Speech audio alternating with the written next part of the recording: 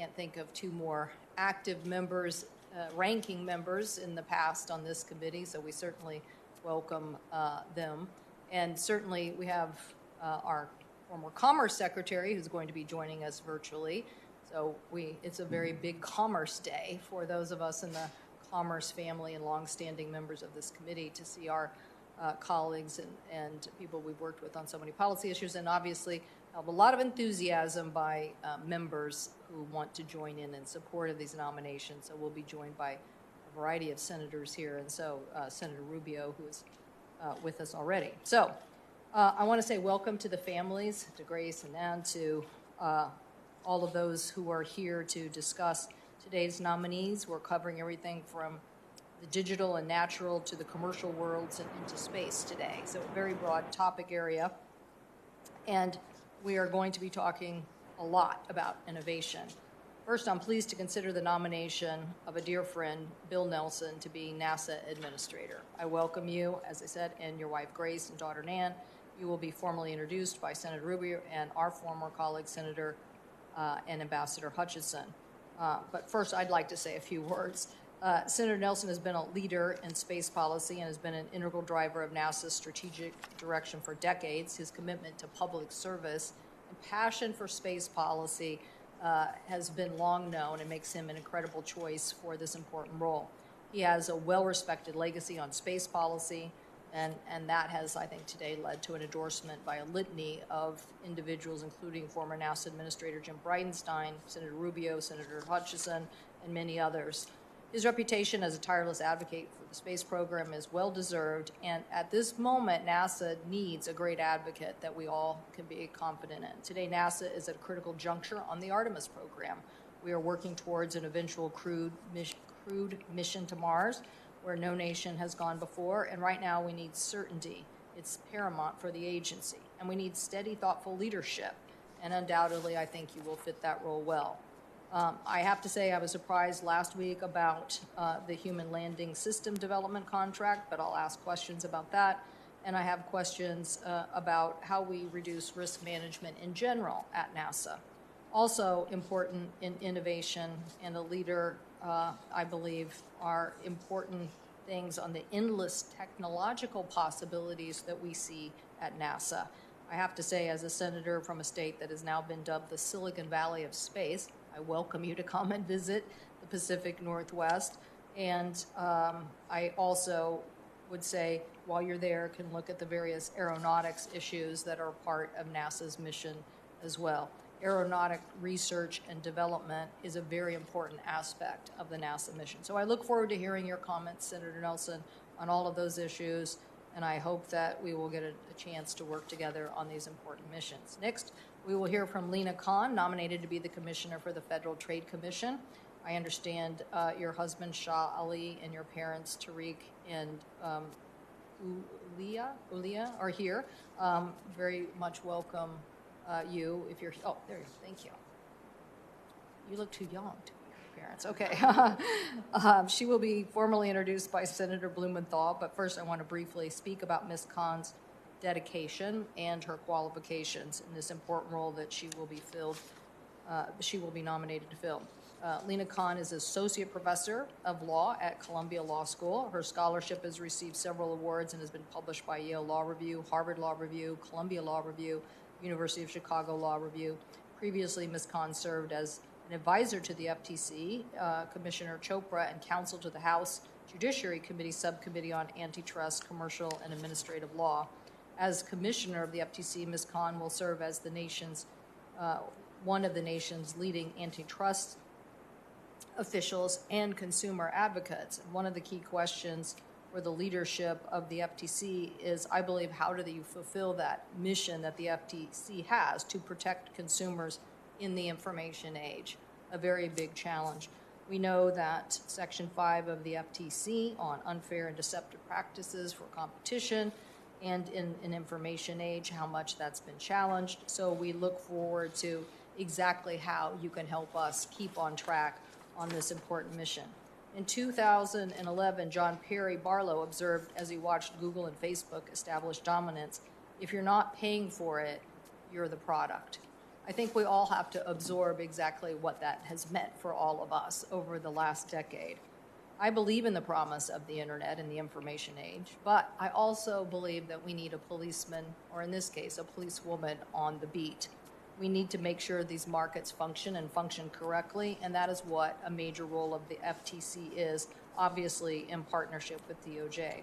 As an American legal scholar, Lina Khan has been following anti-monopoly research for years, and she has become one of the leading legal experts on these issues. So I think it would do all of us a great deal of good to have her on the FTC. So I'm grateful for your willingness to serve and the important work that you have done in the past. Finally, I'm pleased to consider the nomination of Leslie Kiernan, who President Biden nominated to be General Counsel for the Department of Commerce. She's accompanied by her husband, Paul Kiernan, welcome, and former Secretary of Commerce, as I mentioned earlier, Penny Pritzker, will be providing a formal introduction for Ms. Kiernan. But I'd like to also say a few words about her experience. Ms. Kiernan has decades of experience representing and providing counsel for public and private entities, both big and small. And during the Obama administration, she served as White House Deputy Counsel to the President, where she advised on a wide range of compliance, risk management, policy oversight issues. In addition to her government service, she has worked for 20 years as a litigation partner at a national law firm and serves on the board of the Children's National Medical Center, a nationally recognized children's hospital here in D.C. So her confirmation comes at a time when the Department of Commerce is undertaking a very big task as it relates to our competitive avenues with the President's Build Back Better plan and with the economic challenges of an information age in a global economy responding to a COVID pandemic. So all of those things are big cross currents. So whether it's providing COVID-19 relief, including commercial and charter and tribal fishermen issues as one of the things you'd have to deal with, or administering and bolstering the new broadband program, the Minority Development Agency, or many of the other roles that Commerce might be given in the next several weeks, this will be a very big challenge. But simply put, we need the role of the U.S. Department of Commerce in our economic recovery to be as robust as possible, and I'm confident your nomination will help us do that. As General Counsel, your most important job, I believe, though, will be to protect the scientific integrity of our agencies, to keep politics out of science and decision-making, and to make sure that we continue to make progress on good science. Science is what holds all of us together when we have to make difficult decisions.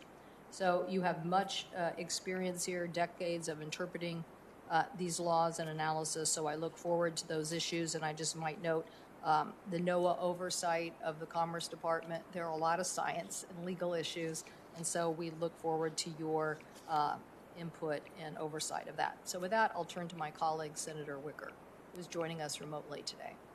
Thank you very much, Senator Cantwell, for holding this important hearing on the nominations of our friend, former Senator Bill Nelson, to serve as NASA Administrator, Professor Lina Khan to be a Commissioner of the FTC, and Ms. Leslie Kiernan to be General Counsel at the Department of Commerce. I want to welcome each of them to today's hearing, but especially Senator Nelson, who previously served with distinction as ranking member of this committee. We are also delighted to have former Senator Kay Bailey Hutchison joining us remotely to introduce Senator Nelson.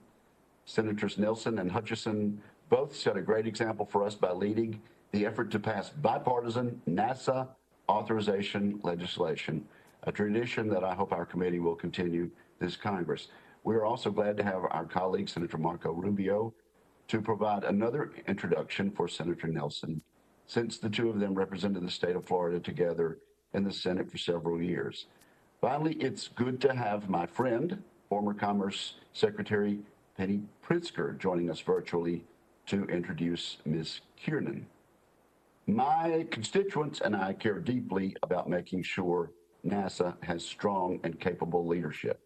As you know, Stennis Space Center is located in my home state of Mississippi. Senator Nelson has extensive experience in setting the goals and policy priorities for NASA, beginning with his tenure as chairman of the Space Subcommittee of the House Science, Space, and Technology Committee, a post he held for 6 years. During that time, He personally flew on the 24th flight of the space shuttle, participating in scientific experiments and other work while in orbit. Senator Nelson also served as both the chair and ranking member of this committee's Space and Science Subcommittee. And as I previously noted, he was also ranking member of the full committee. Through these leadership positions, he was instrumental in shepherding the passage of numerous NASA authorization bills, and I know he will be an important voice as we work toward passage of the next one. Professor Lina Khan has been nominated to fill an important vacancy as commissioner of the FTC.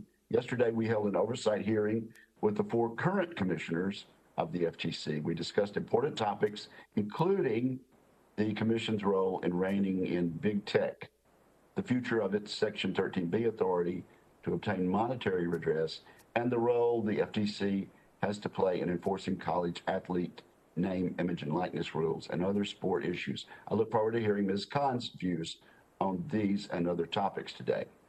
Ms. Leslie Kiernan is the President's nominee to serve as General Counsel at the Department of Commerce. She has a long record of service as an attorney in government and private practice. Her experience should be a strong asset for Secretary Raimondo and the department as a whole. The Commerce Department has a broad portfolio and oversees numerous sectors of our economy, including fisheries, weather forecasting, and federal agency allocation and use of spectrum. We need an accomplished general counsel at the department who can provide sound legal advice and direction in all of these areas. I appreciate that all of today's nominees are willing to serve in these posts, and I'm eager to hear their testimony and responses. Thank you, Madam Chair. Thank you, Senator Wicker. And so now we're going to give a chance to all of the people who want to make formal introductions of all of the nominees to make those introductions. And so that is that we'll go to Senator Rubio, then Senator Hutchison, then Senator Klobuchar, Senator Blumenthal, and finally Secretary Pritzker. So Senator Rubio, welcome to the committee. We know you come from a big ocean state, and we'll continue to count on you to work on a lot of policies for us, and so thank you so much for being here. Yeah, we're surrounded by an ocean, so I appreciate.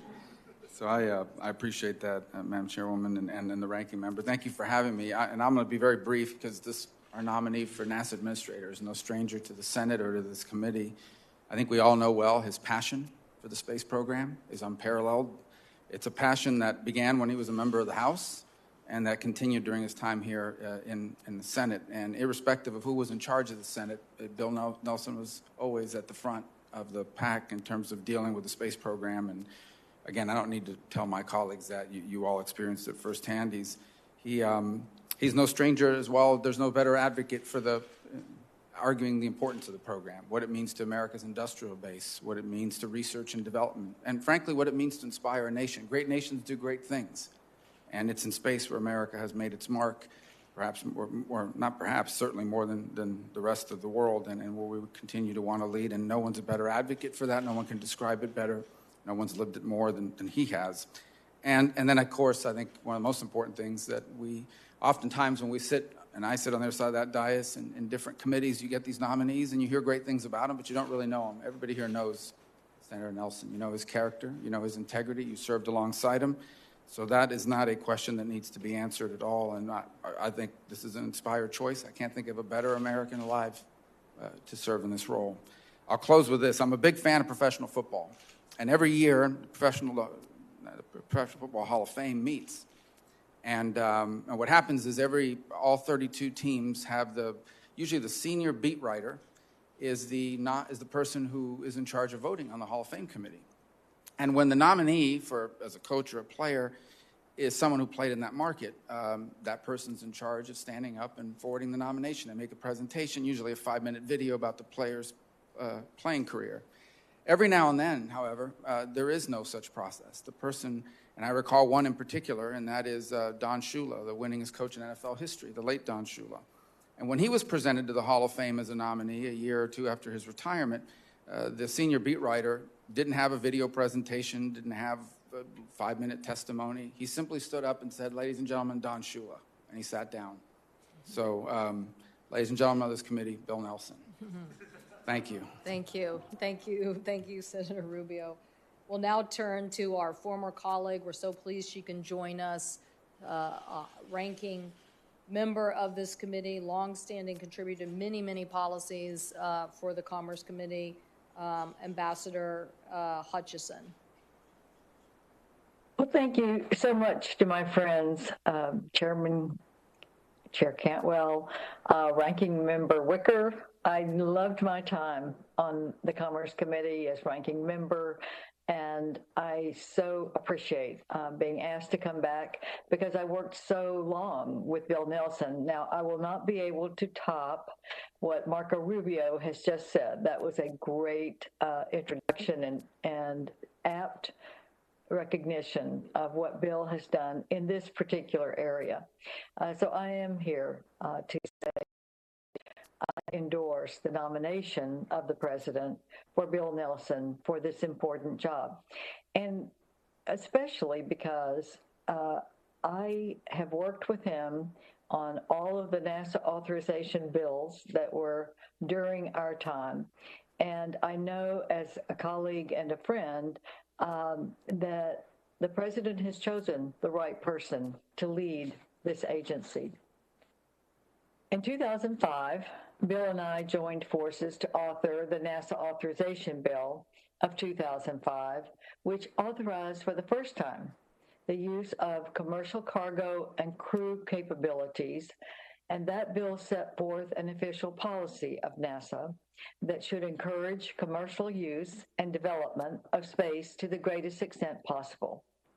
5 years later, we again put our heads together to co-author the NASA Authorization Act of 2010. While the 2005 Act, we laid the framework for increased commercial partnerships, there were still many who were skeptical about NASA relying on a nascent commercial space industry. Bill worked tirelessly to convince lawmakers, both Democrats and Republicans, that commercial companies could take over transportation for crew and cargo in low Earth orbit, while NASA was pushing in the deep space area. His work paid off. Bill and I united our colleagues in the Senate and House and gained support for the 2010 authorization bill, which invested in both commercial space program that we have today and also NASA's own deep space exploration capabilities, which we were pushing forward to do. It's incredible to see the path chartered in 2010 that is being borne out today. One of both commercial partnership and continued investment in our nation's space exploration capabilities. Very soon, NASA and SpaceX Dragon capsule will take off from Kennedy Space Center. The Crew 2 mission will mark the third commercial crew flight to the International Space Station, and NASA will soon do the same thing with Boeing and its Starliner spacecraft. It was a competition that we set up for the commercial industry in that 2010 bill. Within the next year, NASA will launch the Space Launch System and Orion. These are also authorized in 2010 to eventually return U.S. astronauts to the moon under the Artemis program. But the challenges aren't in the rear view. As NASA embarks on its Artemis program, the agency needs a leader who not only has a long-standing understanding of NASA's goals and missions, but someone with political leadership skills who can build consensus and chart a bold path forward for NASA and our country. Bill has the unique experience of actually flying in space and in an unsurpassed record of supporting and reforming the agency, keeping it vital through the bold policy priorities, including critical science, exploration, aviation, and technology missions. Bill is the leader that NASA needs now. I hope the committee will act expeditiously and favorably on his nomination to get our programs up and going and looking forward.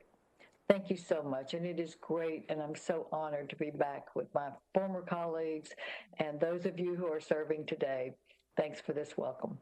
Thank you. Thank you, Ambassador Hutchison. And again, I think it speaks very highly, Senator Nelson, of your nomination that two of your former Republican colleagues are here to join us and obviously speak volumes about the work that you did on this specific policy area.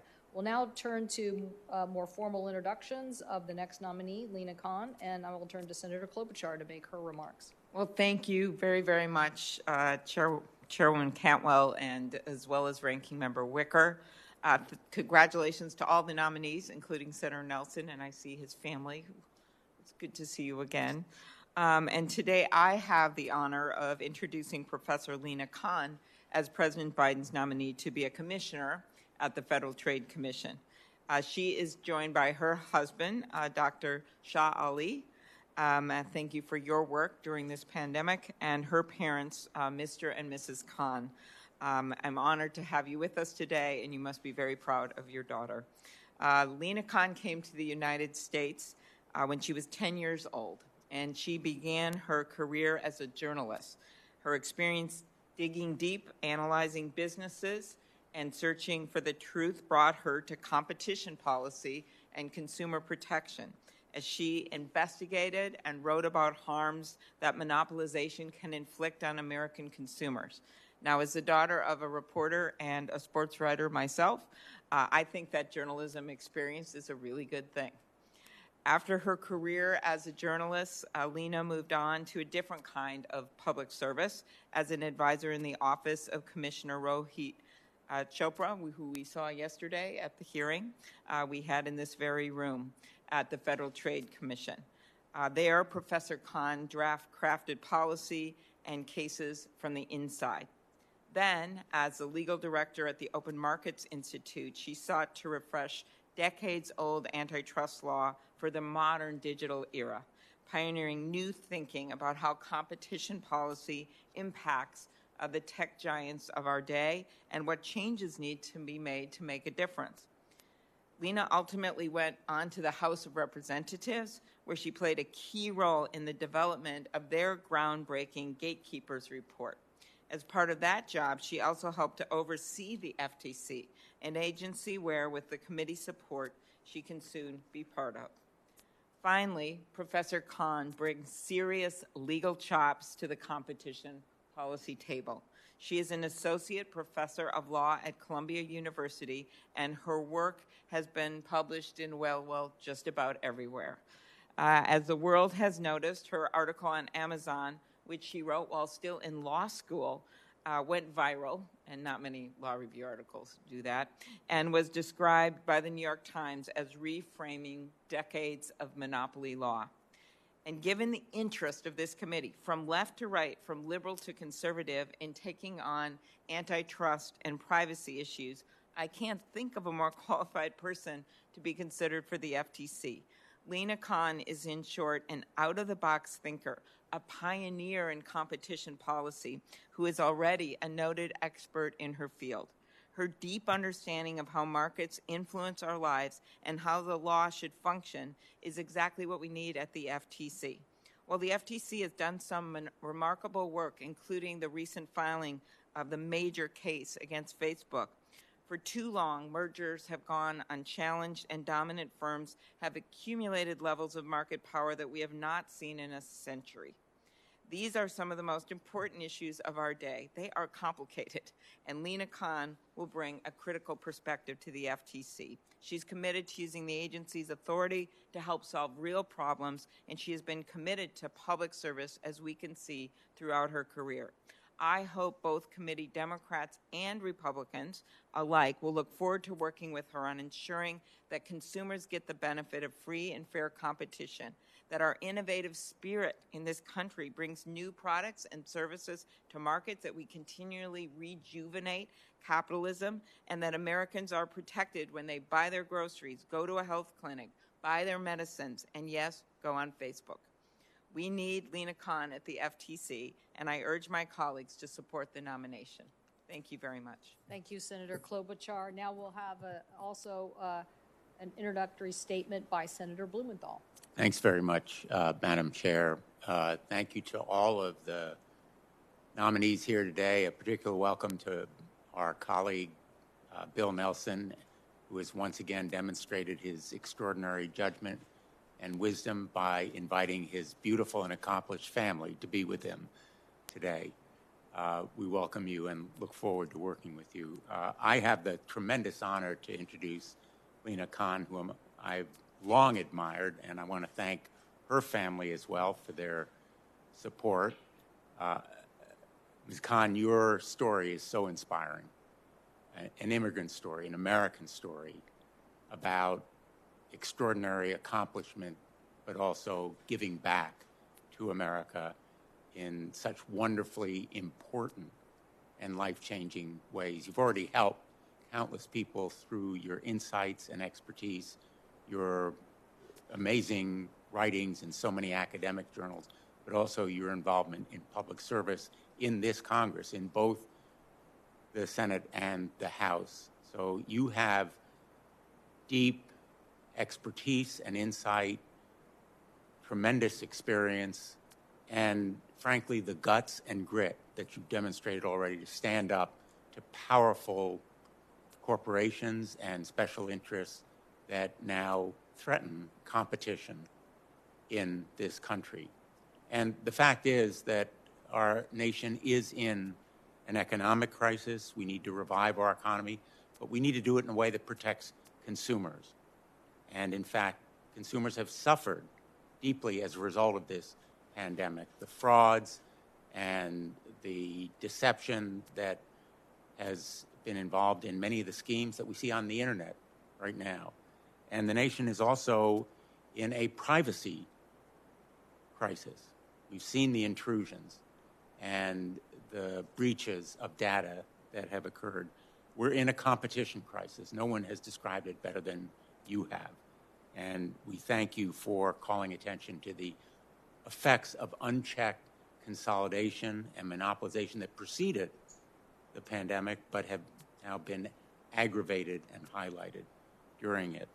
So we are at a unique moment for our nation's economy, one of recovery, but at the same time seeking greater equity and competition that benefit consumers ultimately. And you are indeed the right person for this agency right now as the chair of the subcommittee on consumer protection in this committee and a member of the antitrust subcommittee on judiciary, so ably led by Senator Klobuchar. I look forward to working with you on all of these areas, and I look forward to the leadership that you will bring to protecting consumers and competition as a member of the FTC. And again, thank you for your willingness to serve. Thank you, Madam Chairman. Thank you, Senator Blumenthal. And now, certainly not least, our former Secretary of Commerce, Secretary Pritzker. Thank you so much for joining us to speak to the nomination of Ms. Kiernan. We certainly miss you, and thank you for your service. Good morning, and thank you so much, Chairman Cantwell and Ranking Member Wicker and the other members of the committee for offering me the opportunity to speak today about my good friend, Leslie Kiernan. I'd also first like to congratulate the other nominees as well, including my friend and former Senator Bill Nelson and Lina Khan. Let me begin by saying that serving as our nation's 38th U.S. Secretary of Commerce was the honor of a lifetime, and I really want to thank this committee for giving me that opportunity to serve our country. I thoroughly enjoyed working with each and every one of you on the critical work to build a stronger economy for all Americans, and I really appreciated your partnership and your oversight role of the Department of Commerce. So again, I'm here today because I'm really pleased to be able to speak about my friend and former colleague, Leslie Kiernan, with whom I served in the Obama administration. She's someone for whom I have such great respect and admiration. Without hesitation, I 100% support her nomination and know she will be, if confirmed, a stellar General Counsel for the Department of Commerce. Leslie's a person of unquestioned integrity, deep legal expertise, and a long track record of proven results demonstrated over the course of her diverse career in the private sector, in government, and in the nonprofit worlds. She's also someone who's quite adept at dealing with high-pressure situations and multitasking, given that she's the mother of 4 wonderful children.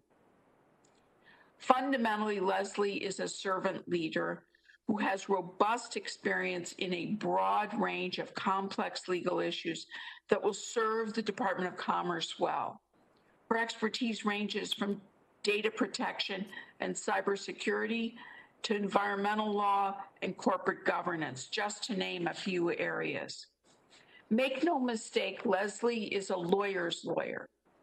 She's hired by her clients for her astute expertise and sound judgment, and I know she will apply the same shrewd command of the law and judgment to the role of General Counsel. Over the course of her career, Leslie's demonstrated a commitment to bipartisanship, thoughtfully representing both Democrats and Republicans. She's developed a reputation for excellence, proficiency, and discipline. Frankly, she's just a darn good lawyer. So it comes as no surprise that she is being nominated to such a crucial role. If confirmed, Leslie will work alongside thousands of public servants at the Department of Commerce, whom I deeply admire and respect.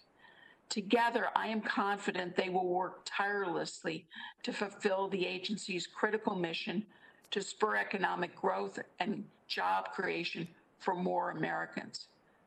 Put simply, I am very proud to know Leslie Kiernan. I trust her judgment, and I'm grateful for her willingness to once again serve our country. The Department of Commerce's success, as so many of you have said today, is our country's success. In my opinion, Leslie will serve both the department and Secretary Raimondo with distinction. So thank you again for inviting me to join you today and for the important work that all of you do on behalf of our nation. I'm delighted to introduce to the committee Leslie and Kiernan, and I enthusiastically endorse her swift nomination. Thank you, Secretary Pritzker. Thank you so much for joining us and taking the time to come back and make sure the Department of Commerce gets a strong team of people working with them. We appreciate that. Now we're going to actually turn to the nominees. Again, thank you for your willingness to serve. And we're going to start with you, Senator Nelson. Again, formally welcome to the committee, and glad you're here to assume, hopefully, this role and responsibility. Thank you, Madam Chairman. And if I may submit my testimony in writing for the record, and if I may, Madam Chair, just address the committee directly. Go ahead. Yes. First of all, I want to thank my family, my spouse of going on 50 years, Grace, our daughter, Nan Ellen, and virtually joining us from Orlando, our son, Bill Jr. I want to thank the co-panelists here, and congratulations to you and everything that the two of you, Ms. Khan, Ms. Kiernan, that you have already accomplished. It's very impressive. Thanks to my former colleagues. There's a catch in my throat when I think about the wonderful times that I have had with you all, and the friendships that have been bred over the 18 years that I was privileged to serve here.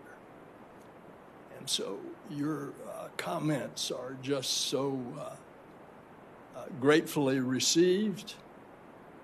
But now we have a big task ahead of us, and if you all decide that you're going to confirm me, I look forward to this with gusto and with enthusiasm. There's a lot of excitement going on in NASA right now, and you all have seen it. You've seen it a couple of days ago with the flight of the little helicopter on a celestial body some 80 to 100 million miles away, depending on the orbits that Earth and Mars are in. You've seen it, as stated by the chairman and the ranking member, of the return of American astronauts launching on American vehicles from American soil. Later this year, we're going to see it in the launch of the James Webb Telescope, a $9 billion instrument on top of an Ariane rocket situated at the equator at the European Space Agency's Launch Center in French Guiana. You're going to see that telescope replacing the Hubble that has already opened up so many new things to us in the universe. And it's going to look back in time almost to the beginning of the source of light, millions and millions and billions of light years away. It's an exciting time. And at the end of the year, perhaps early next year, you're going to see the largest rocket ever, most powerful, launched, that is going to be the workhorse on the program of going back to the moon and then on to Mars, which was a multi-administration project. These projects are not one administration. They're many. It's like building an aircraft carrier. You start it and it'll take you years down the road, and it has to be continued regardless of who's in the majority, regardless of who's in the presidency. And so too, we are seeing this, and we will see the fulfillment of these programs. And so if you ask me what is my vision for the future of NASA, it is to continue for us to explore the heavens with humans and with machines. And there is a lot of excitement.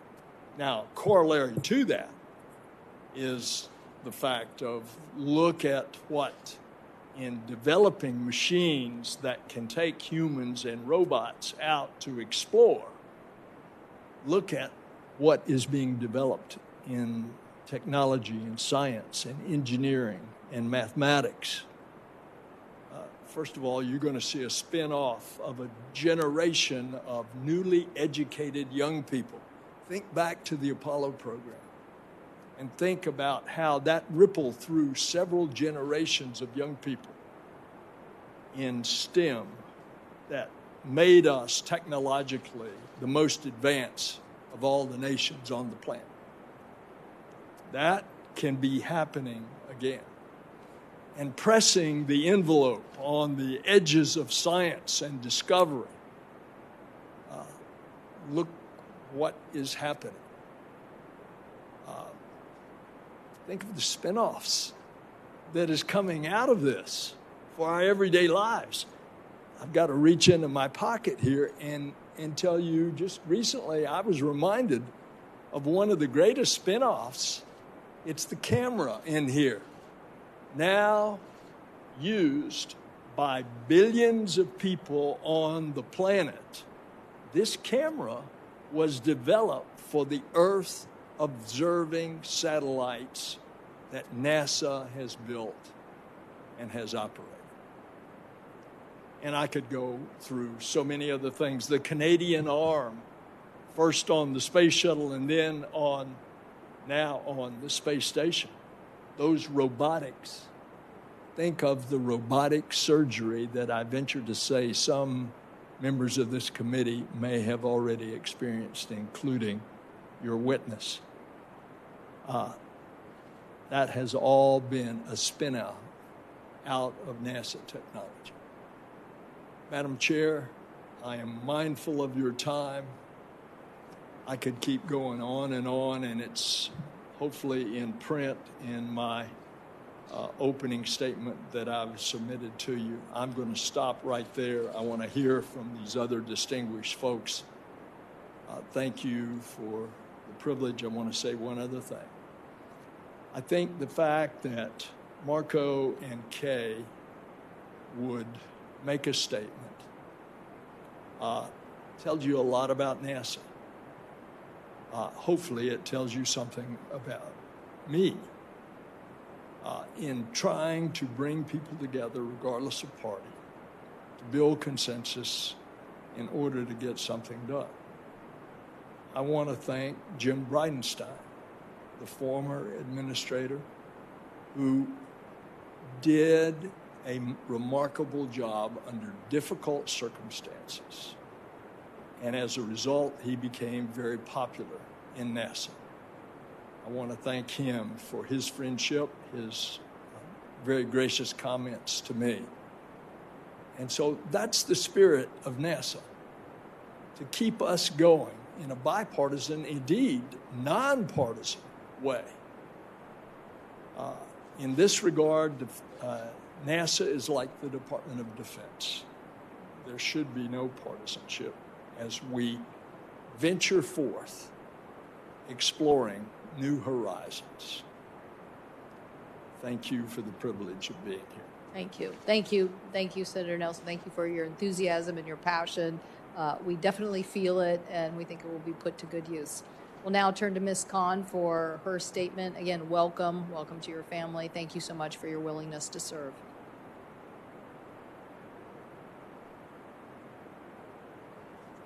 For the opportunity to be here today, especially with such esteemed panelists.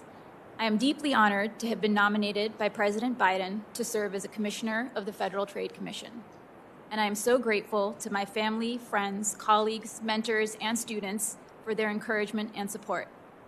I'd especially like to recognize my parents, my brother, and my husband, who are here with me today, and my other brother, parents-in-law, and grandmother, who are all watching online. For the last decade, I have focused on studying and investigating markets across our economy and examining the laws that enable honest and fair competition. I first started this work as a journalist and policy analyst, where my job was to document the state of competition across industries and to uncover the abusive business practices that excessive concentration can enable. I spent years studying markets ranging from chicken farming and airlines to aluminum and book publishing, and learning from entrepreneurs and small businesses about the obstacles that they face. This work taught me the importance of fair competition and the critical role that the antitrust laws play in encouraging business dynamism and promoting widespread prosperity. I have built on this work as a legal scholar, where my focus has been to examine the history of America's anti-monopoly laws. This history reveals our long tradition of safeguarding core liberties through promoting competitive markets and the wide arsenal of tools we have used to protect our economy and our democracy from unchecked monopoly power. Studying this tradition lets us mine our past for lessons we can apply when navigating challenges today. I have also had the chance to work on competition issues through government service, first at the Federal Trade Commission, and most recently as counsel to the House Judiciary Committee's Subcommittee on Antitrust, Commercial, and Administrative Law. While in the House, I helped lead a 16-month bipartisan investigation into digital markets, a top-to-bottom empirical review of how these markets are functioning. Pursuing this investigation underscored the important work that enforcers and lawmakers must do to ensure that long-standing laws are keeping pace with new technologies and reflecting current business realities. Congress created the Federal Trade Commission to serve as a guardian of fair competition and to protect consumers, workers, and honest businesses from unfair and deceptive trade practices. If confirmed, I look forward to working with my fellow commissioners, the career staff, this committee, and the broader public to pursue the agency's mission with vigor and a deep commitment to serving the American public. Thank you, and I look forward to your questions. Thank you, Ms. Khan. And again, thank you for your willingness to serve in this capacity. Ms. Kiernan, again, thank you. Welcome. We look forward to hearing your remarks. Chair Cantwell, Ranking Member Wicker, and members of the committee, I'm honored to appear before you today as President Biden's nominee to serve as General Counsel of the Department of Commerce. I am grateful for and humbled by the trust and confidence that President Biden and Secretary Raimondo have placed in me. If confirmed, I will work hard to justify that trust. I would also like to thank the committee for considering my nomination, and I appreciate the opportunity I've had to meet with members of your staff before this hearing. I want to thank Secretary Pritzker for those very gracious remarks. I appreciate her support and value her friendship. I also want to thank my husband, Paul, and our 4 children, Caroline, Kate, Christopher, and William, for their encouragement and support. The Department of Commerce has approximately 47,000 employees working across a wide range of offices and bureaus. The people of the Commerce Department are working on communications policy, international trade, weather, fisheries, and patents. They help foster innovation by setting standards and conducting foundational research. They are united by their mission of promoting the conditions for economic growth and opportunity. Their work touches the lives of every American, probably every day. The department's ability to fulfill its mission is critically important as the country seeks to recover from the economic damage caused by the pandemic and to protect American competitiveness from the unfair trade practices of China and other nations. Together with the more than 300 career lawyers and other professionals who make up the Office of General Counsel, the General Counsel plays a critical role in advancing the department's mission by providing high-quality legal advice and counsel to the Secretary and officials throughout the department.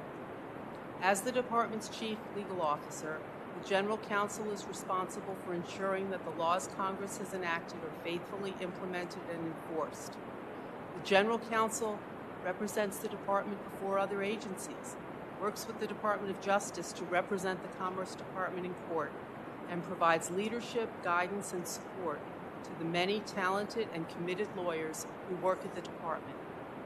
I believe my experience in the private sector and in government has prepared me for this position and given me an understanding of the appropriate role of the General Counsel. I've worked for over 30 years in private practice and in government. Early in my career, I worked on the staff of the House Committee on Banking, Finance, and Urban Affairs. I have private practice and government experience in a wide range of legal matters, providing leadership and advice on litigation, enforcement, ethics, and compliance.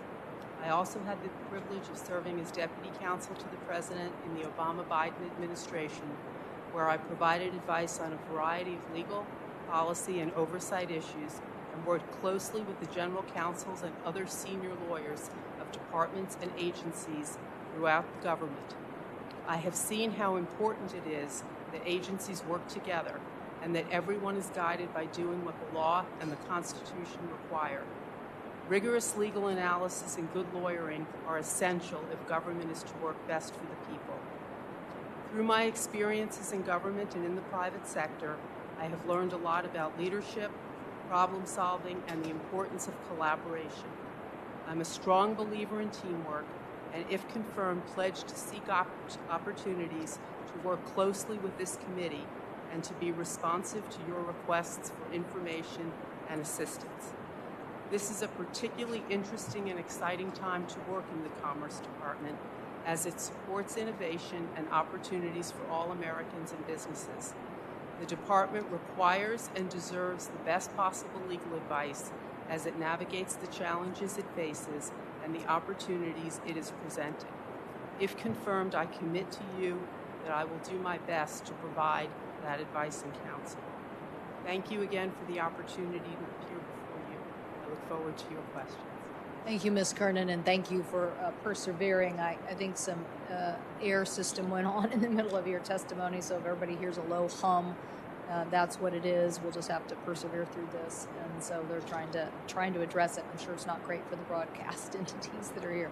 Oh, it's a little lower. Anyway, we'll keep working on it. Now we're going to turn to questions, and obviously, if the witnesses could help us out here a little bit, since there's 3 of you. Senator Nelson, I wanted to start with you. Obviously, NASA has a big tradition of ensuring resiliency in commercial programs by using multiple competitors and maintaining what's called dissimilar redundancy. So I want to know that you'll commit to rapidly providing Congress with a plan for assuring that kind of resiliency out of the Human Lander program. I do. Thank you. Competition is always good. Thank you. And on the workforce issue, Artemis is a great mission. Now there are 18 astronauts that are going to be competing for that. There are a few from the state of Washington. We're very proud of them. But I think importantly, it shows that in 2019, women only made up 1/3 of NASA's workforce and 16% of the senior scientific workforce. If confirmed, will you promote diversity of roles for women in technical and leadership roles throughout NASA? Yes, ma'am, and already have, and I strongly recommended to the White House that the deputy be a woman who is exceptionally qualified, and indeed, I think you will see that in the person that was announced last week, Pam Melroy, a former astronaut commander. Before that, she was Air Force colonel, test pilot. After NASA, she went to the FAA and then to DARPA. And so she is an incredibly prepared person as well as being a delightful person. And she and I will operate as a team. Although the White House hasn't announced yet, they are, I think, looking at the 3rd person in NASA, and you only Senate confirmed 3, the chief financial officer. And I believe that they are looking at whom we have recommended also a woman. Thank you. Thank you. Ms. Khan, one of the things that the committee as ranking member we did was issue a report on journalism and the market impacts that local journalism has faced in the transformation to the information age. Google and Facebook play dominant roles as portals to news and media. I think you probably understand the challenges that these sectors have faced given this level of activity. Do you think that the FTC should review Google and Facebook's use of journalistic content without compensation under the unfairness standard that the FTC has?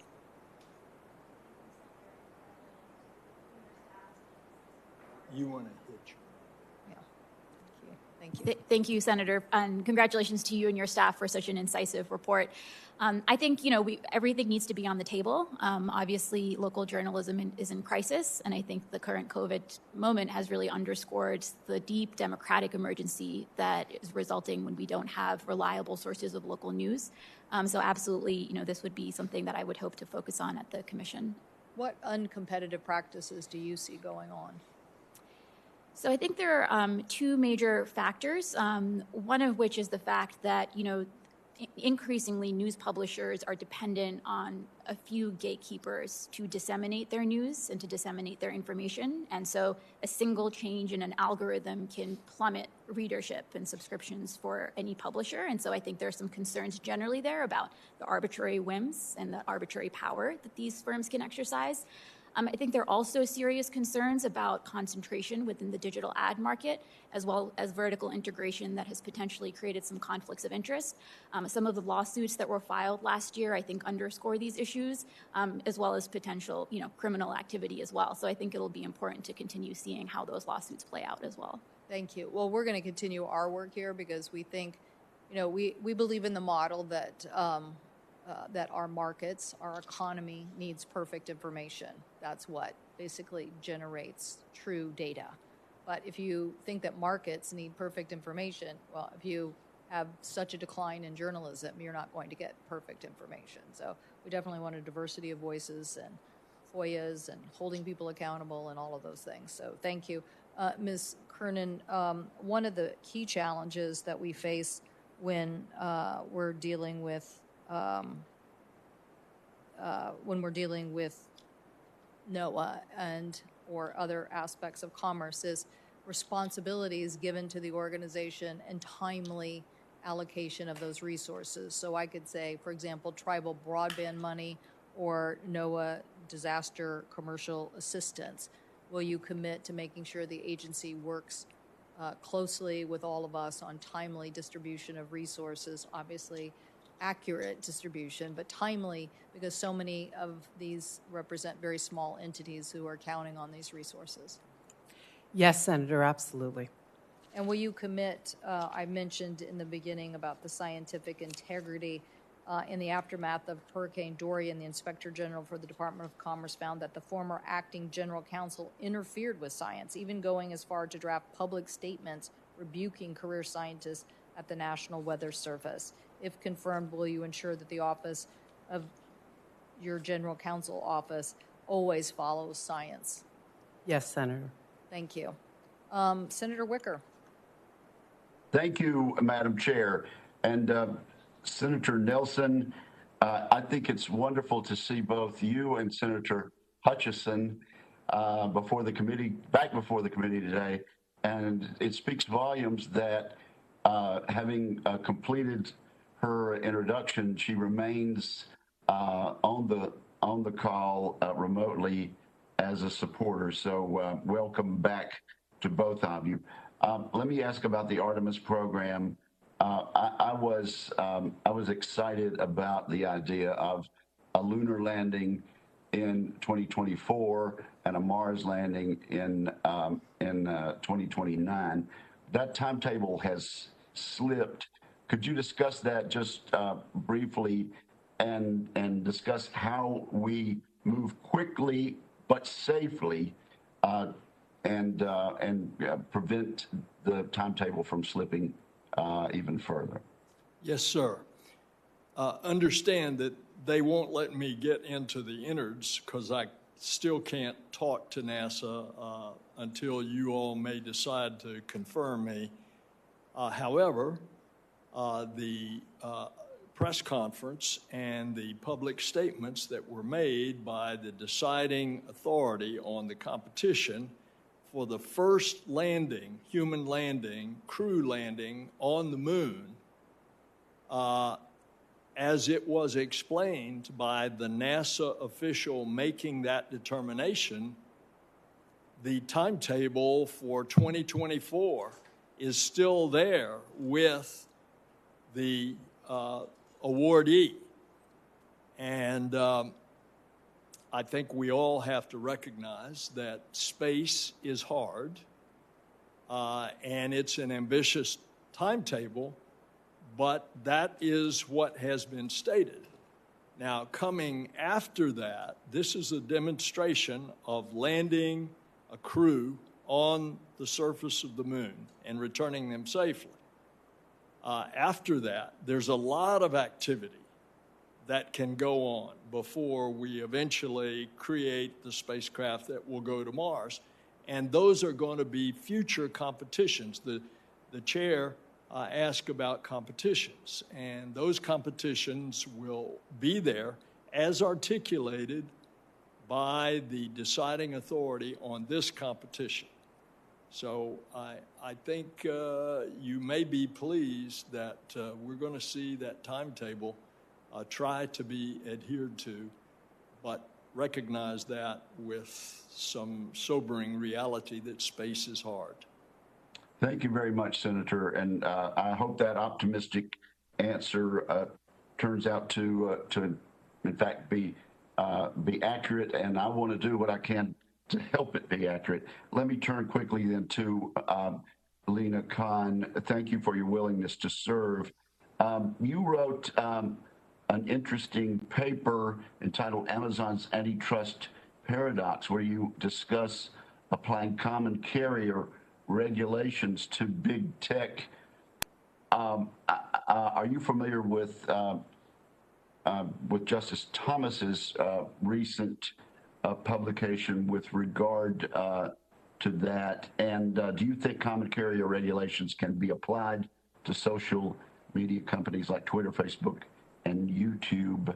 and please explain why or why not. Thank you, Senator. Yes, I did get a chance to read Justice Thomas's concurrence the other week. I think it, prompted a lot of interesting discussion. In the Amazon article, I've really identified two potential pathways forward when thinking about these dominant digital platforms. One is enforcing competition laws and ensuring that these markets are competitive. And the other is, if we instead recognize that perhaps there are certain economies of scale, network externalities that instead are going to lead these markets to stay dominated by a very few number of companies, then we need to apply a different set of rules. And we have a long legal tradition of thinking about what types of checks can we apply when you actually have a lot of concentration, and common carriage is one of those tools. So I think fundamentally we need to kind of choose one of these paradigms and proceed accordingly. But in your view, one or the other is going to be necessary to fix a broken system. Is that correct? Yes, and I should clarify that some of these firms are now integrated in so many markets that you may reach for a different set of tools depending on which specific market you're looking at. So I think we need to be a bit market specific. But yes, overall, I think we need to choose one or the other. Thank you very much. Thank you, Madam Chair. Senator Klobuchar. Thank you very much. I'll start with you, Ms. Khan. Senator Cantwell was asking about the problems for newspaper publishers and news in general. We all know what happened in Australia, where literally Google and Facebook tried to hold a whole country hostage. Didn't work, but they tried. And so are you aware of the bill that Senator Kennedy and I have with the companion with Representative Cicilline and Representative Buck, which has Senator McConnell was one of the co-authors last year, that allows the newspapers and the other news organizations to combine their negotiating power to be able to get better content rates. And just your thoughts on that. Yes, I am familiar with it, and I should say thank you so much for the generous introduction earlier. I think these types of exemptions that allow coordination have traditionally been used by Congress in instances where you have deep asymmetries of power within the market. Historically, Congress passed an antitrust exemption for workers in order to allow them to coordinate. Similarly with ag co-ops, and so in instances where there just seem to be deep fundamental asymmetries of power, I think that type of tool makes sense. Insofar as this is a market where we see that asymmetry, I think, it could be one step forward, certainly. I liked your answer to Senator Wicker about how you have to look at different markets and different situations differently. And one thing, we're having a hearing this afternoon with Senator Blumenthal and Senator Lee and others on our antitrust subcommittee on the App Store markets, which I think a lot of citizens would be stunned to know that, which I know you know, that for a lot of companies that decide they want to and need to be on either Google or Apple's App Store market, it's 30% off the top. It's somewhere between 15 and 30 that goes out of the pockets of really consumers and to these app stores, to these companies. And it's also kind of stunning to know that they are banned, companies that advertise in one of those app stores are banned from telling their customers they could get a better deal on their website. And I just don't know what argument you can make for that. So do you want to talk a little bit about this issue as Senator Blumenthal and I head to this hearing this afternoon? Yeah, certainly. It's a significant issue. And as you noted, it's really the source of the power is the fact that you have, basically these two main options, right? And so that gives these companies the power to really set the terms in this market in some cases. I think you're absolutely right that certain terms and conditions really lack any type of, beneficial justification. And so I think in those cases, we need to be especially skeptical and really look closely. And then finally, something that's really relevant because we're trying to get this done quickly. Senator Grassley and I have joined forces and have a bill that restructures the fees that haven't been done since Hart-Scott-Rodino for the mega mergers and actually reduces them on some of the smaller mergers that are paid in order to give the resources to the FTC and DOJ antitrust, which are shadows of their former selves from even the Reagan era. This was supported by the Trump administration, this bill. At the very end of last year's Chief of Staff Meadows was trying to help us to get it done, as well as Macon Delrahim and Chair Simons, the former chair of the FTC, as well as many basically had gotten through the Senate. impromptu. So talk about the need for resources to take on the biggest companies that the world has ever known. Yeah, I mean, as you well noted, the resources of the commission have not really kept pace with the increasing size of the economy, as well as the increasing size and complexity of the deals that the commission is reviewing. And so I think, measures like the one that you're discussing could make a lot of sense to help out. Very good. I'll turn to you, Ms. Kiernan. Travel and tourism. I'm one of the co-chairs of that caucus. And just very briefly, because I want to end with Senator Nelson, the brand USA. Talk about that, the importance of that for promoting our country overseas, something Senator Blunt and I have worked on extensively.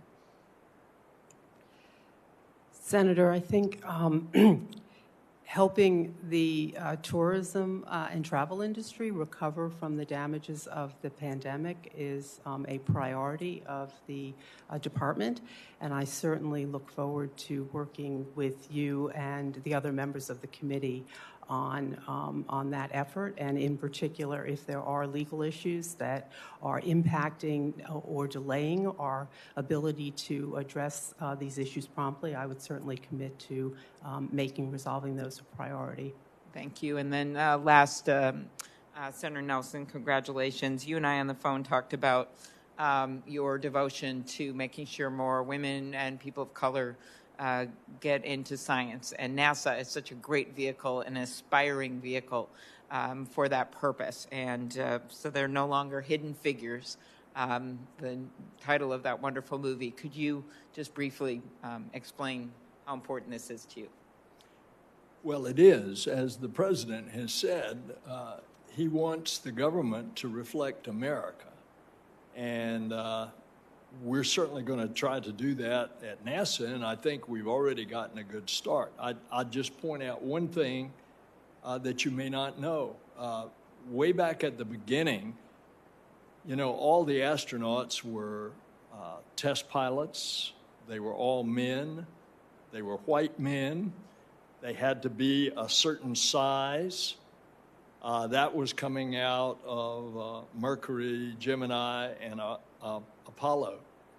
But when they got to the space shuttle, there was a lady named Nichelle Nichols who had become a tremendous symbol for the African-American community because she played Lieutenant Uhura on Star Trek. And she and NASA got together, and she reached out because African Americans didn't think that they would ever be selected in the application for an astronaut, whether it be a pilot astronaut or the mission specialist. And because she reached out affirmatively, she was able to get, so in that first class of space shuttle astronauts, there were quite a few women and quite a few people of color, very successfully, so that when I was privileged to fly in the early part of the space shuttle program, sitting in the right seat was an African-American Marine colonel, later a general, Charlie Bolden, who later became administrator of NASA.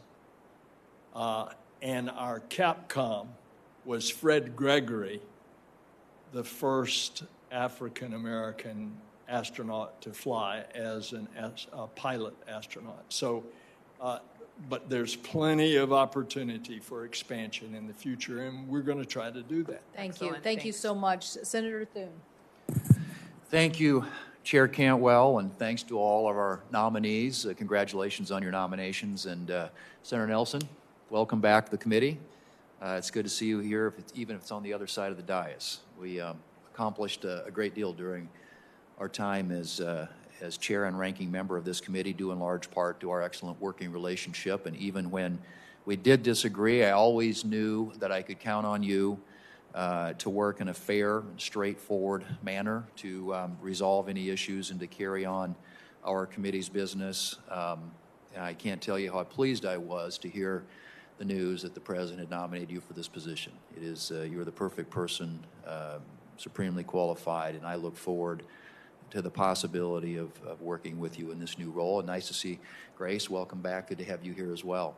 And I am appreciative, too, of the fact that you were willing to come to South Dakota, and we took you several thousand feet underground to look at some work that's being done out there in the Black Hills. And, of course, I was privileged to have the opportunity to go with you to the Florida Everglades. I don't know, do you guys, can you get that photo up or not? We're working on it. Okay. I think we have a photo of our trip down there, and when they get that up, we'll come back to it. Oh, there it is. Okay. So, Oh my gosh. Okay. Yeah. Yeah. I might say when that snake turned around and started looking at John, he decided it was time to turn it over to the others. Yeah, that's right. The instincts kick in. But anyway, great trip. I learned a lot about your state. Senator Nelson, as you know very well, NASA has inspired young people to pursue STEM careers. So becoming the next generation of scientists and engineers to propel the nation's space program forward, not to mention the numerous other societal and economic benefits associated with space exploration. And though South Dakota doesn't have a direct NASA presence, the state participates in both the Space Grant Project and NASA's EPSCoR program, which provide young people with opportunities to understand and participate in NASA projects. They also provide workforce development and education tools that benefit regional economies and advance the U.S. Research enterprise, particularly in rural states where such assistance can be otherwise unavailable. If confirmed, how would you work to build upon the success of these programs to improve NASA's STEM engagement? To do, Senator, exactly what we did together in the past. The STEM grant program is very important to universities in every state, whether that state has a NASA facility or a center or not. The STEM program is just incredibly important in science, engineering, technology, and mathematics. Also, you mentioned the EPSCoR program. That is a recognition that some states don't get as much in federal spending as other states. And so it gives a nod to those states in the kind of federal spending that would come in this particular case, in those technology STEM fields. So I look forward to doing that with you, and I look forward to returning to South Dakota with you and take me down into that abandoned gold mine again, 1 mile underneath the surface of the earth. That's quite a place. We'd love to have you back. As you know, NASA works collaboratively with industry to deliver payloads and crews to low Earth orbit and eventually beyond. As a number of commercial operators and the diversity of their missions grow, could you describe how, if confirmed, you would work to ensure that NASA plays a constructive role in a cohesive and focused vision across both government-sponsored and commercial missions? And that is building on the law that Senator Kay Bailey Hutchinson described a while ago that we had passed back in 2010, which is the dual course. And it sets NASA on that course 11 years ago for the future. And that is, one course is the commercial operations. Instead of everything being done by NASA, have those commercial operations. It was originally thought that that was going to be just in low Earth orbit, such as the delivery of cargo and crew by commercial operators to the International Space Station, which is now an accomplished fact, with SpaceX just about in a few days to launch a crew again, and later in the year, Boeing doing the same. Others are supplying cargo. But having done that with the commercial operators, get NASA out of low Earth orbit and let NASA go explore. And then the question is the lander. Well, This is a landing of humans on the surface of the moon. And NASA just announced its down select on a contract on a demonstration of landing on the moon with a crew and bringing them back safely. And we talked about that just a few minutes ago, about that is described by NASA in their press conference, that it will be in 2024. And then there are so many other commercial contracts to come after that, depending on the progress of what is you want to do on the surface of the moon, but particularly in the preparation to go to Mars. Mars is the goal in the decade of the 2030s. And I think you'll see this dual activity continue as set by law in the 2010 bill. Thank you. Great to have you back. Madam Chair, I will yield back. My time's expired. I do want to, for the record, ask a question of Ms. Khan about her thoughts on the FTC's suit against Facebook. So maybe get that for the record. Thank you. Thank you. And I think I'll follow up with a question for the record to Senator Nelson on this issue, because clearly I think there needs to be redundancy, and it has to be clear, this process of can't be redundancy later, it has to be redundancy now. So we'll follow up with a question on that. Senator Blumenthal. Thanks, Madam Chair. Again, welcome back, Senator Nelson. I'm delighted that you will have this role, and really inspired by your opening statement. I want to ask a question about the sourcing of contracts by NASA, because so much depends on having a supply chain and a reliable source of the components and parts that go into these projects and, frankly, make it look easy, when in fact it is a diverse combination of many, many contractors. In our call earlier this week, I raised the critical role that Connecticut plays in the aerospace industry. Companies like Collins Aerospace and Windsor Locks are working to develop, for example, the next generation of space suits. People take for granted, of course, we'll walk on Mars. Of course, we'll have men and women on the moon. But the next generation of spacesuits is going to be critical to enable him to do so. And as you well know from your experience as a United States Senator, there are many, many small companies that are simply looking for a fair playing field, competitive outlook when they are bidding in this kind of environment. So I know that you are sensitive to that challenge of opening opportunities for contractors and subcontractors, and that NASA is hoping to commercially procure, maintain, and service those kinds of components like spacesuits.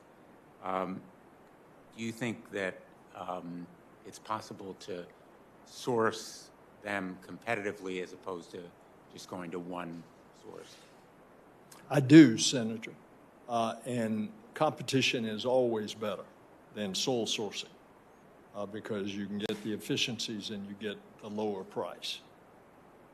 And so, indeed, and you talk about the supply chain, which is so critical. One of the things that has held us up on Artemis, on the big rocket, the SLS, that will launch later this year, there has been some slowing down of the supply chain because of COVID and because of natural disasters, hurricanes, et cetera. But it's just amazing in American industry how the supply chains provide what is needed ultimately to the product. And that's very important that we keep that going. So thank you for raising that. Thank you. I really welcome that answer. Ms. Khan, you mentioned there are two paradigms. Paradigms are theoretical constructs or models, but the FTC is an enforcement agency, and the best paradigms the best laws are dead letter if they aren't enforced vigorously. And the FTC right now has a complaint against Facebook. Will you be committed to vigorously enforce that complaint and other laws that are under your responsibility? Absolutely, Senator. And what do you see as the biggest challenge for enforcement when it comes to big tech? Is it the size of big tech, its resources and power, lack of resources on the part of the FTC? Can the FTC really enforce the law against behemoth corporations like Facebook, Google, Amazon? I think one of the challenges is just the deep information asymmetries that exist between some of these firms and enforcers and regulators. I think it's clear that in some instances the agencies have been a little slow to catch up to the underlying business realities and the empirical realities of how these markets work. And so I think at the very least, ensuring that the agencies are doing everything they can to keep pace is going to be important. And beyond the kind of marquee tasks of enforcement, big tech, and so forth, there's also the continuing challenges of everyday Americans. I'm reminded of one, Joey Robinson of Stratford, Connecticut, who wrote to me about her struggle to find legitimate PPE, personal protective equipment, to keep safe during the pandemic. She told me that after extensive research, she was still swindled.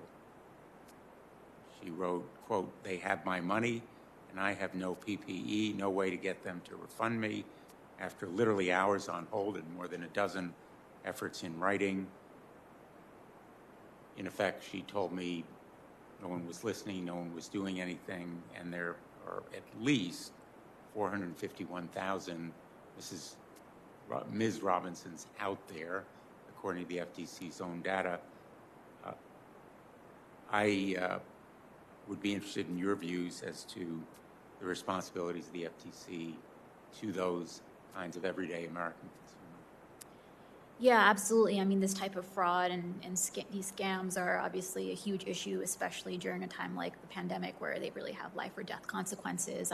Congress recently gave the Commission additional civil penalty authority with regards to unfair or deceptive practices in the context of COVID. And so I would hope at the very least that the agency would vigorously use that authority. Thank you. Thank you. Senator Fisher. Thank you, Senator Cantwell. Ms. Khan, I appreciated speaking with you before the hearing, and I know we had reviewed your experience on antitrust policy, and you mentioned that you got started studying these issues within the poultry industry context. In my own work, I've been pushing for more transparency and competition in cattle markets. Recently, there's been quite a bit of producer sentiment that the cattle market is on the brink of major vertical integration following trends that we have seen in poultry and pork industries. As we look at the forces that can lead to significant consolidation, what factors jump out to you as red flags that could indicate the tipping point for an industry, recognizing, as you mentioned previously, that this may vary by market? Yeah, thanks for the question, Senator, and I really enjoyed our opportunity to discuss these issues. I think agriculture is a sector where we see some of the most extreme examples of these trends, where you both have, concentration and then vertical integration in ways that really leave farmers and ranchers dependent on, sometimes one entity. And that type of relationship also, of course, can lead to certain types of asymmetries and the ability to dictate terms. And so I think all of those, factors are really important to look at when trying to assess these issues. If you're confirmed as a commissioner, how would this inform your approach to reviewing competition? And in this, how would you specifically look to mitigate harmful effects for consumers? Yes, so the FTC has limited jurisdiction in the context of agriculture markets. It's kind of like retail onwards in the food supply chain. So at the very least, ensuring that the FTC is vigorously enforcing the law over the markets in the food supply chain where it does have authority, so that we don't have a situation where consolidation down here, upstream exacerbates consolidation. I think that'll be one important thing to focus on. Okay, thank you. Senator Nelson, good to see you again. Thank you, NASA and the contractors that it works with invest heavily based on priorities established by Congress and carried out by the administration. In your opinion, how important is it for NASA and NASA's contractors to have continuity in its programs and missions, such as the Artemis program and the Space Launch System? It's very important. And as I have tried to articulate, space is hard, and space takes a long time to develop these technologies, and this is cutting-edge stuff. So it didn't just start yesterday, it started years ago. Senator Kay Bailey Hutchinson indicated how it had started with the legislation back in 2010. So it's very important to keep this continuity going from year to year. Extremely important. Okay, thank you. And again, good to see you. Ms. Kiernan, you listed the Department of Commerce's IT and cybersecurity posture among what you believe are the top challenges facing the department. In the wake of recent major cybersecurity breaches of federal agencies, could you please describe what you see as the most significant hurdles for the Commerce Department here? Senator, protecting our networks is vital to our economic and national security.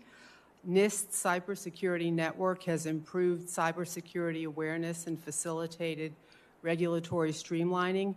Since I'm not at the agency, I don't have all the current details on the department's efforts in this regard, but if confirmed, I will make it a priority to work with the experts at NIST and in other agencies throughout the government on these issues. If you are confirmed as General Counsel, how would you advise the department to approach these challenges? Senator, I think that this is an issue that is one that requires government-wide responses. It will be incredibly important to work with other agencies throughout the government and to get the best ideas from experts in the private sector. Given the challenges that we face, we need to ensure that we are utilizing best practices and that we are reaching out to the experts throughout the government and in the private sector in order to bring those to bear. Thank you. Thank you, Madam Chair. Thank you. Senator Tester is next. Thank you, Madam Chair. This is for nominee Khan, and it goes kind of on the same line that Senator Fisher was asking questions. I'm in agriculture, and agriculture is the #1 industry in Montana, and feeding people is really, really important. In fact, I think you can control people with food more than you can control with anything else. And we've had the luxury of having an incredible production agriculture economy that has fed the world. Not just recent years, but for some time, we've watched consolidation creep into agriculture in the chicken industry, in the pork industry, in the beef industry, in the grains. We even see it in pulses and crops like that. This isn't Amazon. It's not Facebook. It's not new technology. The big processors have been doing this for decades and decades. And I would say that no administration, Democrat or Republican, has tackled this in my lifetime. And I've seen this consolidation result in rural communities drying up, no competition in the marketplace, both on when you sell goods and when you buy inputs. You're totally locked into a group of 3 or 4 people who could basically go on a golf course and determine what's going to be paid in the marketplace. Capitalism is not working.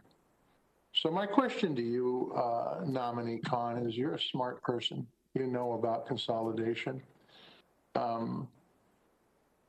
But I think the reason that many of the administrations in the past haven't dealt with this is because these companies control a lot of money and they control a lot of power, and they can put that influence into the reelection campaigns of many people that sit on this panel and a whole bunch of others.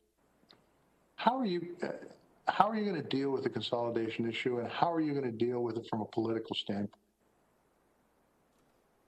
Thank you, Senator. You know, as you noted, I think there's a long history of recognizing the ways in which concentration of economic power can translate into political power, and so I think those types of dynamics are ones that, you know, we face across the board. In the context of agriculture more specifically, it's the Justice Department that primarily has jurisdiction in the antitrust domain over some of these markets.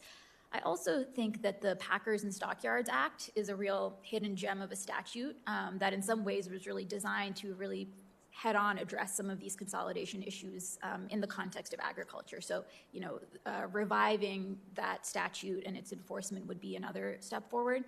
I also think, you know, the agriculture markets are a really interesting example of some of the additional effects that concentration has, insofar as concentration of the food supply can also lead to all sorts of fragility issues, which can, you know, come to the surface, in particular during times of crisis. So absolutely, I think these are really, really important issues. So I want to carry on this line of questioning really quick, Nominee Khan, and that is that you said, for the most part, this is in the Justice Department's realm. Look, what I have seen in my 14 years here on the Hill is in many different issues. Broadband's a prime example, when you have many different agencies that are in charge of putting fiber in the ground, or when you have a couple agencies in charge of dealing with consolidation in the food, they point the finger at one another. What do you intend to do on the FTC in this realm that is legal within the law for you to do? Yeah, I mean, interestingly, the FTC's jurisdiction over agriculture markets was actually stripped after the FTC published a big report on the meat packers in 1920. So when the FTC did try to go hard here, you know, its jurisdiction was stripped. But as I mentioned earlier, you know, the FTC does have jurisdiction over kind of downstream in the food system, so especially in the context of food retail, grocery, and so insofar as sometimes, you know, concentration in or consolidation in one part of the supply chain can exacerbate consolidation in another part, I think at the very least ensuring that the FTC is you know, fully enforcing the law over the food markets that it does have jurisdiction over is going to be important.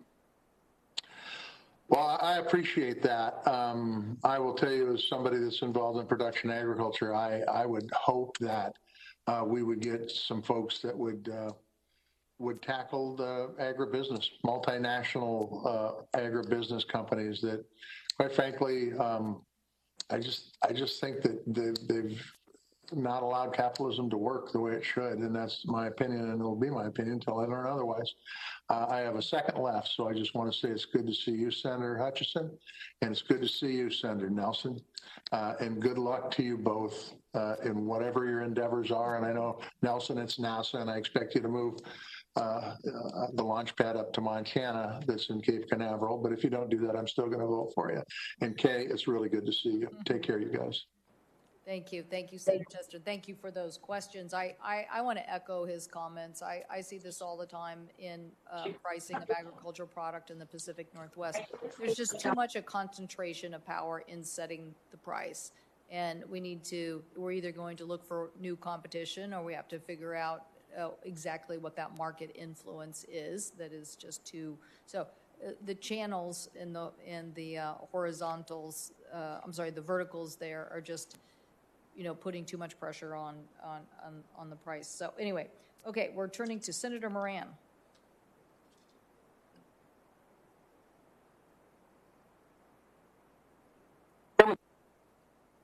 For this hearing, I had an opportunity to meet both with Ms. Khan and with Senator Nelson, and I appreciate those conversations. They were valuable to me. I don't have any questions for you, Senator Nelson. I wish you well, and I look forward to working with you both in the Commerce Committee and the Appropriations Committee in regard to NASA and our future space opportunities, including aviation and aerospace in Kansas. Let me ask Ms. Khan a question about social media. I've become increasingly concerned about social media companies that promise to be free and open marketplace for ideas, but they're not, in my view, upholding those promises to their consumers. I've introduced the Promise Act that would require social media companies to implement, operate, and disclose information moderation policies and would prohibit a social media company from making a deceptive policy statement, quote unquote. Violations of this law under that legislation would constitute an unfair or deceptive act or practice in violation of Section 5 of the Federal Trade Commission Act. What do you see as the role of the FTC in making certain that social media companies are abiding by their public statements and policies when it comes to content moderation? Thank you, Senator. I think, as I mentioned earlier in the exchange with Senator Blumenthal, I think the information asymmetries are so deep, and that at the very least, we really need the Federal Trade Commission to be using its information collection capacities to really try and mitigate some of these information gaps. Social media, we have black box algorithms, proprietary algorithms that can sometimes make it difficult to know what's really going on. The FTC did, in the last couple of years, use its 6B authority to start trying to get more of this information. So hopefully, that will provide some more transparency. But in general, I think, the Commission's information collection authorities can be useful here. Thank you. I think our legislation is a means by which we can deal with activities that are contrary to stated policy by the companies without necessarily dealing with Section 230, which has significant consequences for entrepreneurs and small business startups. So I look forward to further conversations with you and the FTC if this legislation in particular moves forward. Let me turn to Ms. Kiernan. SolarWinds cyber attack exposed serious deficits in the country's cyber defenses. The Department of Commerce was one of the first departments to be identified as being breached as part of that attack. SolarWinds compromise was as much an attack on our, economic security as it is our national security, and vice versa. My view, it demands a swift and deliberate response by federal agencies. One aspect of improving cybersecurity of the federal government is IT modernization. My MGT Act, which was passed in 2017 and funded, allows departments and agencies to upgrade their IT infrastructure. How should the Department of Commerce strengthen its cyber defenses? What role does IT modernization play in this effort? Senator, protecting our networks is vital to our economic and national security. I think IT modernization is an important component in trying to address this incredibly difficult, complex, and important issue. And if confirmed, I will make it a priority to work with you and other members of the committee on this issue. I thank you for that. Let me ask you one more question, Ms. Kiernan. The privacy shield, the ability to transfer data across international borders, is crucial to a broad range of companies in Kansas, all sizes, all industries, and to consumers who rely on global services to help them work, learn, and connect with others from home. Until last year, the EU Privacy Shield served as a privacy protective way for companies to transfer data from the EU to the U.S. That framework was invalidated in July. Can you commit to supporting efforts to ensure that companies can continue to transfer data across international borders and to supporting efforts by the U.S. government to reach a new agreement facilitating data transfer EU to U.S.? Yes, Senator. Cross-border data transfers is essential for American businesses, and if confirmed, it will be a priority for me to work with the department and other government officials to reach a solution that supports American businesses and national security. I thank all three of our nominees, and I say hello to Senator Hutchinson as well. Best regards to UK, and thank you, Madam Chairperson, for the opportunity to ask my questions. Thank you, Senator Moran. We're going to go to Senator Hickenlooper. And then following him will be Senator Blackburn. Yeah. Am I off mute? Yes. First, Madam Chair, I want to thank you for putting together or coordinating and moderating this good forum, very useful. And your quote at the very beginning of John Perry Barlow, he was an acquaintance of mine, and that notion that if you're not paying for something, you're the product, is appropriate, I think, in so many ways here. Anyway, I want to ask a question for Senator Nelson, and specifically President Biden's skinny budget request for NASA asks for a robust $2.3 billion in funding for Earth science programs. I maybe unfortunately have a master's in Earth and environmental science, and I recognize that the climate crisis is real, and I think that the NASA researchers have capabilities and they could be an important partner in this fight. And I think their research into alternative fuels, solar power, battery storage, could all be important to our efforts to address climate change on Earth. So, Senator, I wanted to ask, what additional capabilities would President Biden's proposed budget increase for NASA's Earth science programs? What would that increase provide? It's a very important increase. You can't mitigate climate change unless you can measure it, and that's NASA's expertise. Understanding our planet gives us the means to better protect it. And I know this is something that you feel very strongly about, Senator, especially in the way that you conducted yourself as governor, trying to protect your resources there in your state. So this is where the administration has provided for a robust increase on Earth science, and I think it reflects exactly what we're talking about. Yeah, well, I think it's very exciting. And kind of along that line, expanding it into the overall aerospace industry. As you know, Colorado's one of the nation's aerospace leaders, with many engineers, manufacturers, and suppliers calling our state home. I know that the commercial space industry has contributed to many of NASA's most critical programs.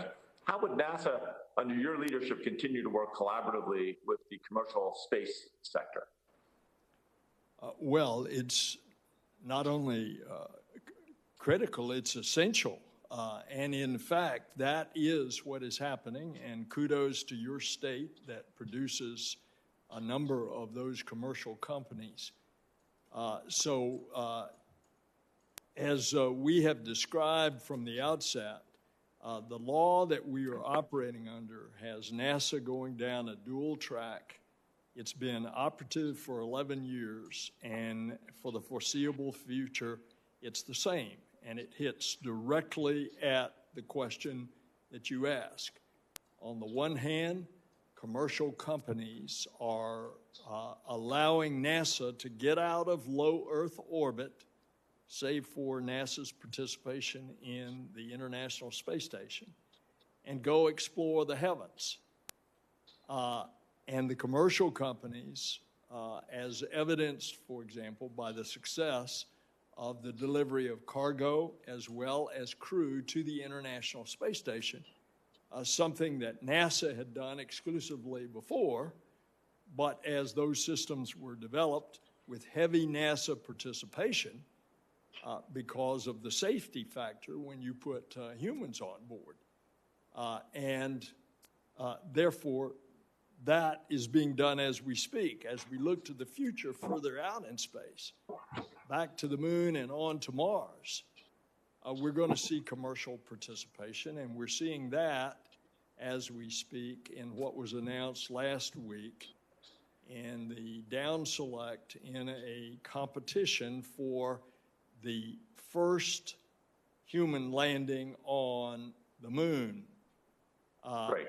But there's a lot of commercial activity that is going to then be followed on, competition. I agree. Senator, let me cut you off just because I want real quickly. I'm out of time. This always happens.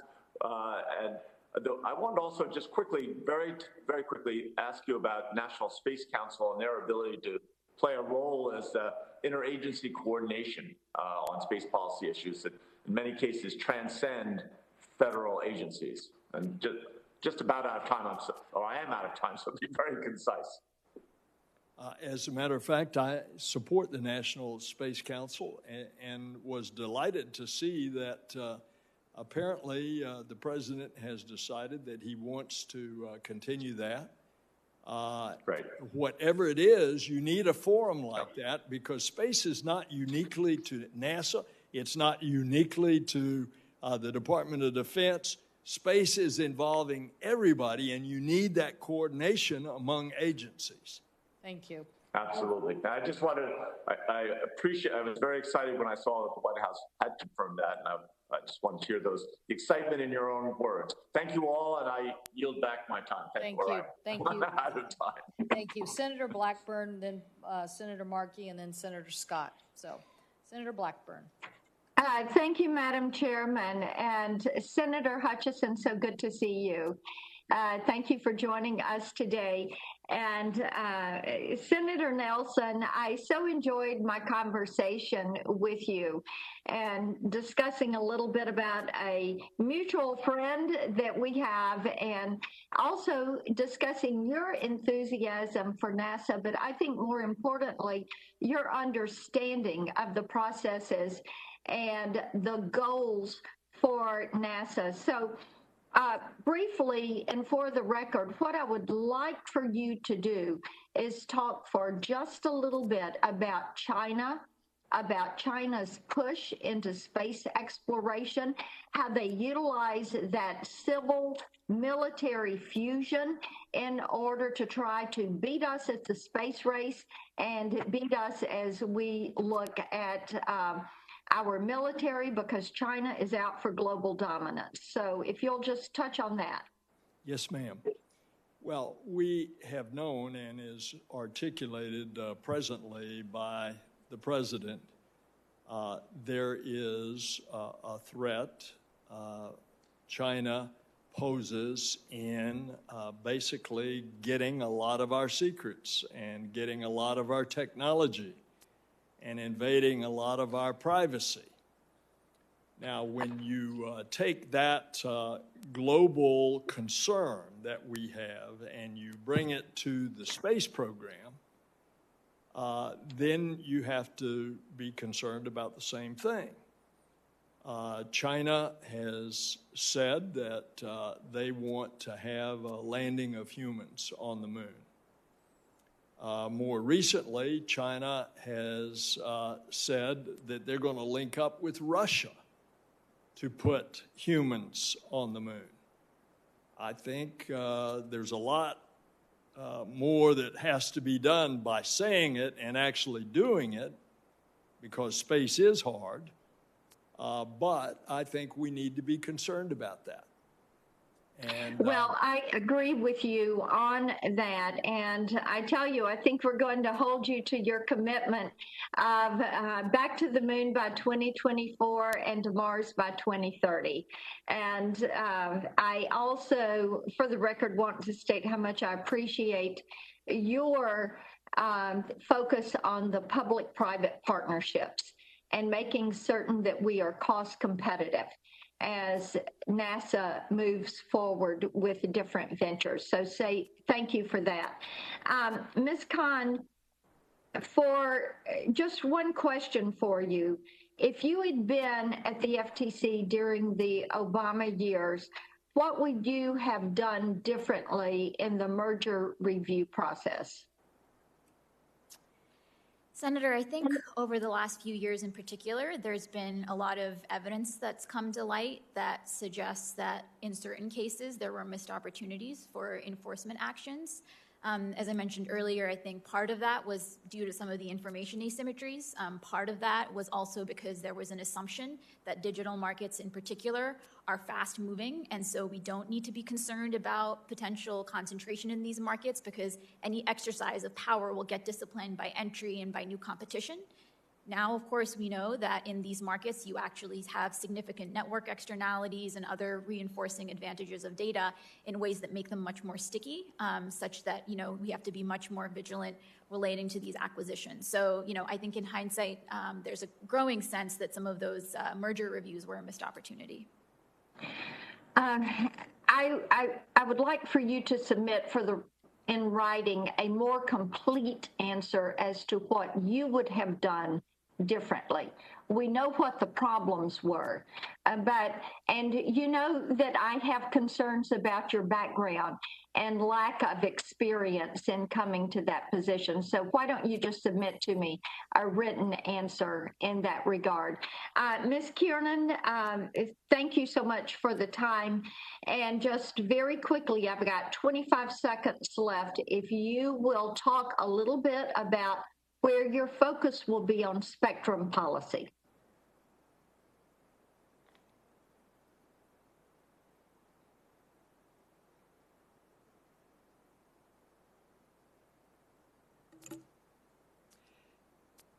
Thank you, Senator. I enjoyed our time to visit before the hearing. As you know, the NTIA has an important role in the interagency effort to develop a government-wide spectrum plan, and I think that we need a government-wide spectrum plan that will allow us to address both the needs of the private sector to have spectrum for 5G, as well as the government's needs for spectrum to satisfy its needs and its ability to perform its responsibilities. Thank you. Thanks, Madam Chairman. That completes my questions. Thank you, Senator Blackburn. Next is Senator Markey.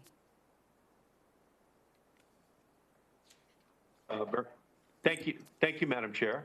Welcome back, Bill. Your leadership is really going to help our country in an enormous way. Thank you for being willing to serve once again. NASA has more than 24 satellites and instruments observing key climate indicators. NASA is the premier agency for observing and understanding changes to the Earth. Could you talk a little bit about how you would work to ensure that NASA is providing all of the capabilities which are necessary to fight the climate crisis? Thank you, Senator, and I enjoyed talking with you at length in our Zoom call. As I said to Senator Hickenlooper, you can't mitigate climate change, which is happening, unless you measure it. And that is uniquely NASA, being able to measure from all of the instruments that NASA designs, builds, and puts into orbit. And thus, by that, understanding the Earth, that allows us the opportunity to protect it. This, of course, is one of the major thrusts of President Joe Biden. And NASA is uniquely positioned to try to help. If I may venture, I'm not going to take a lot of time, but just to give you one personal vignette. When I had the privilege of flying 35 years ago, with the naked eye from that altitude as we orbited the Earth, you could see the effects on the climate. For example, what we were doing to mess it up. I could see over the Amazon, I could see the color change from that altitude of where they were destroying the rainforest, or coming over Madagascar. They had cut down all the trees. You could see the result of that because there was no topsoil to hold the soil when the rains came, and you could see at the mouths of the river all of the silt that were flowing out into the bright blue waters of the Indian Ocean. So now we're so much more prepared to measure what is happening. Thank you for the And by the way, and that's why NASA is going to be so important. And it's why Senator Duckworth and I have introduced the Environmental Justice Mapping and Data Collection Act so that we can see where the harm is occurring and then direct, as President Biden wants to do, the funding towards those communities, towards those places that have suffered the most environmental injustice. So we're just really looking forward to partnering with you on that. And Ms. Khan, I recently sent the Federal Trade Commission a letter highlighting evidence that the ed tech company Prodigy Education engaged in unfair and deceptive practices. Research shows that Prodigy's online math game manipulates children and families into making purchases by constantly telling kids what items their friends have bought in the game. And in the game, a child user who bought a premium membership floats on a cartoon cloud, while a kid who didn't buy a membership walks on a dirt path. So can you please commit that if you're confirmed, you'll work to use your full authority under Section 5 of the Federal Trade Commission Act to ensure that we hold companies accountable when they attempt to manipulate and monetize the activities of children? Absolutely, Senator, and I think some of these dangers are heightened, especially given the ways in which the pandemic has rendered families and children especially dependent on some of these ed technologies. So I think we need to be especially vigilant here. Yeah, thank you. And finally, I authored the Child Online Privacy Protection Act back in 1998. And again, you have just bad actors which are out there always seeking to manipulate and take advantage of children. Will you commit that if you are confirmed, that if there are any updates to copper, that you're going to prioritize protections for children, not loosening them as many companies seek to achieve in order for so that they can exploit these kids for their own monetary benefit? Senator, in my view, the previous rule should be the floor, not the ceiling. Not being at the commission, I'm not privy to what the current status of the COPPA review is. More generally, as we think ahead about the future of kids' privacy, I see your KIDS Act as really an important framework as we move forward. Beautiful. Thank you. Thank you, Madam Chair. Thank you, Senator Markey. Senator Scott. I want to thank Chair Cantwell, and I want to thank all of our nominees for being here. Senator Nelson, it's nice to see you. It's nice to see a Floridian nominated for NASA, and thanks for taking the time yesterday. We talked yesterday about the importance of Florida to NASA. Can you talk about what you think in the role of NASA that you can do to help continue the growth we've seen in Florida over the last decades? Yes, indeed, Senator, and it's a very robust future. As we see more and more of this activity, now humans, Americans, on American rockets launching from American soil, that is all happening specifically at the Kennedy Space Center and the Cape Canaveral Space Force Station. We're going to see more of the commercial activities. We're seeing, for example, Blue Origin that has now contracted with the Air Force and now the Space Force. And they're not only developing a very complex launch pad, but they also have a rocket manufacturing facility that they have leased land from the Kennedy Space Center. And it's a big operation. So I think there's a plethora of other companies that are going to be both preparing, manufacturing, preparing, and launching from that part of Florida. Now, why the middle part of Central Florida on the East Coast? Because the rotation of the Earth gives you that little extra boost that you don't have to spend of fuel as you go into orbit. Why south? The closer you can get to the equator, Likewise, you've got that Earth rotation that helps you going into Earth. So I think it's going to be a very robust future for specifically Florida, but other states as well. Yeah, I think Bob Cabana has done a great job. He's done a terrific job. What they've done on the privatization there is it's remarkable what's happened. We talked yesterday about Communist China, and you talked about the Wolf Amendment, which restricts agencies like NASA from partnering with China. Can you talk about that, the importance of that? Yes, and we just addressed that in a question with Senator Blackburn, and thank you for pointing out.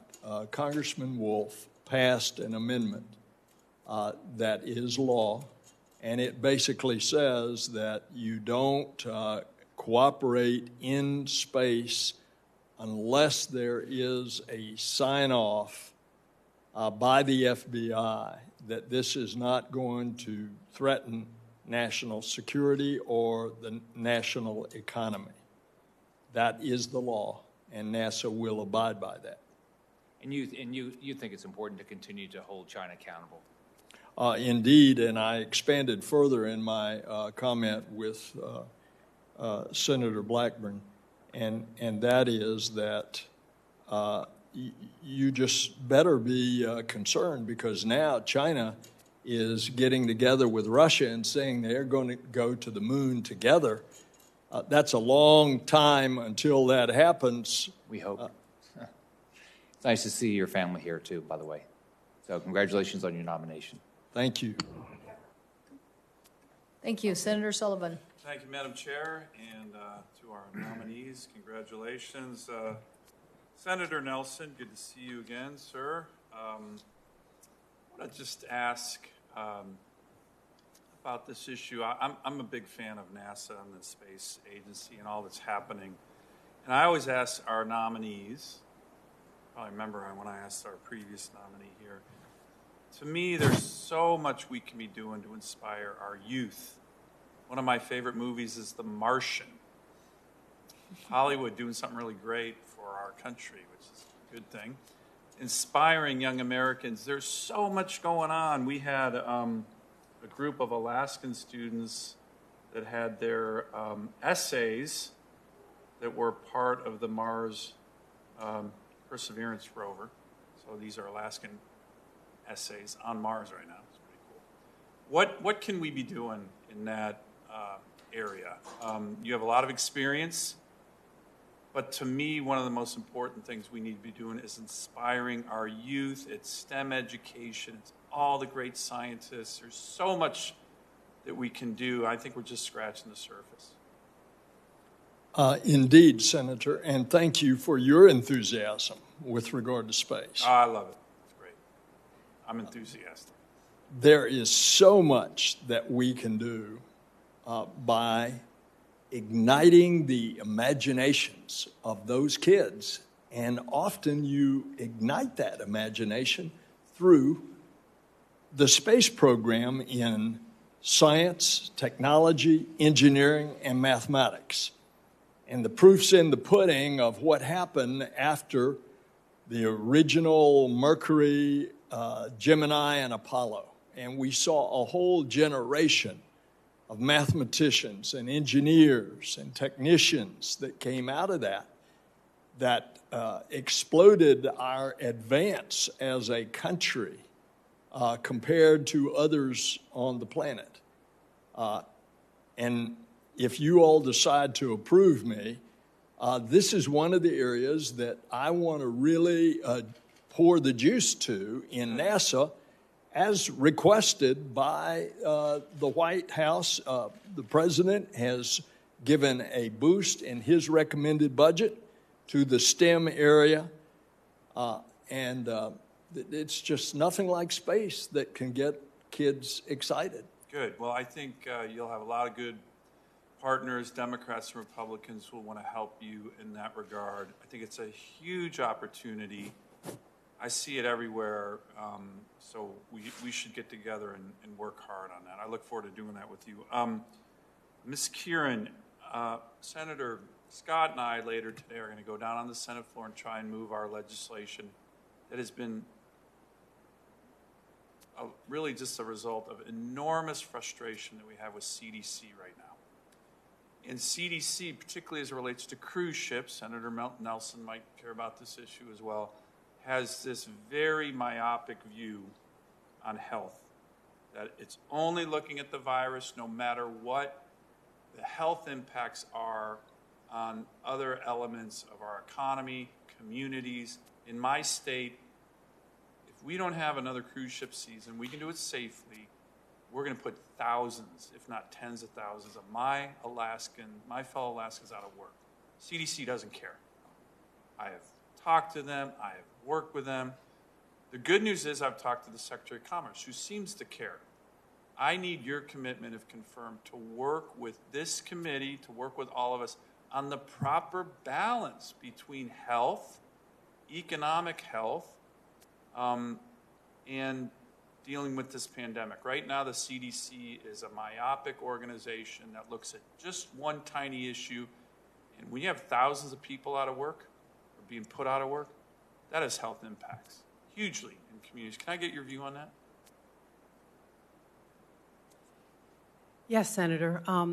I think helping the tourism industry recover from the effects of the pandemic is a priority of the department, and you certainly have my commitment to work with you and other members of the committee and officials within Commerce to try to identify ways to resolve the issues that you have identified. Great, thank you. And Ms. Khan, I want to ask you very quickly, I know there's a lot of issues on tech that you're focused on, that you've been focused on.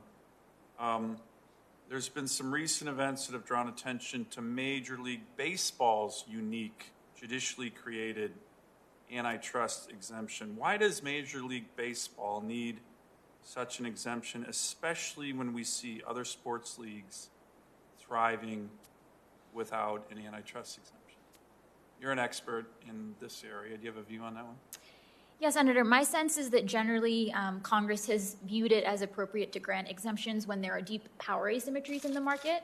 I'm not sure that the MLB would really fall into that category, so I can't really, from the traditional set of criteria, I don't think it necessarily, makes sense, but maybe there are other justifications that people thought were appropriate. So you're a skeptic of that judicially created exemption? Is that what you're saying to me? I think exemptions are most appropriate, again, when you have deep asymmetries such that like one side of the market needs to coordinate or come together.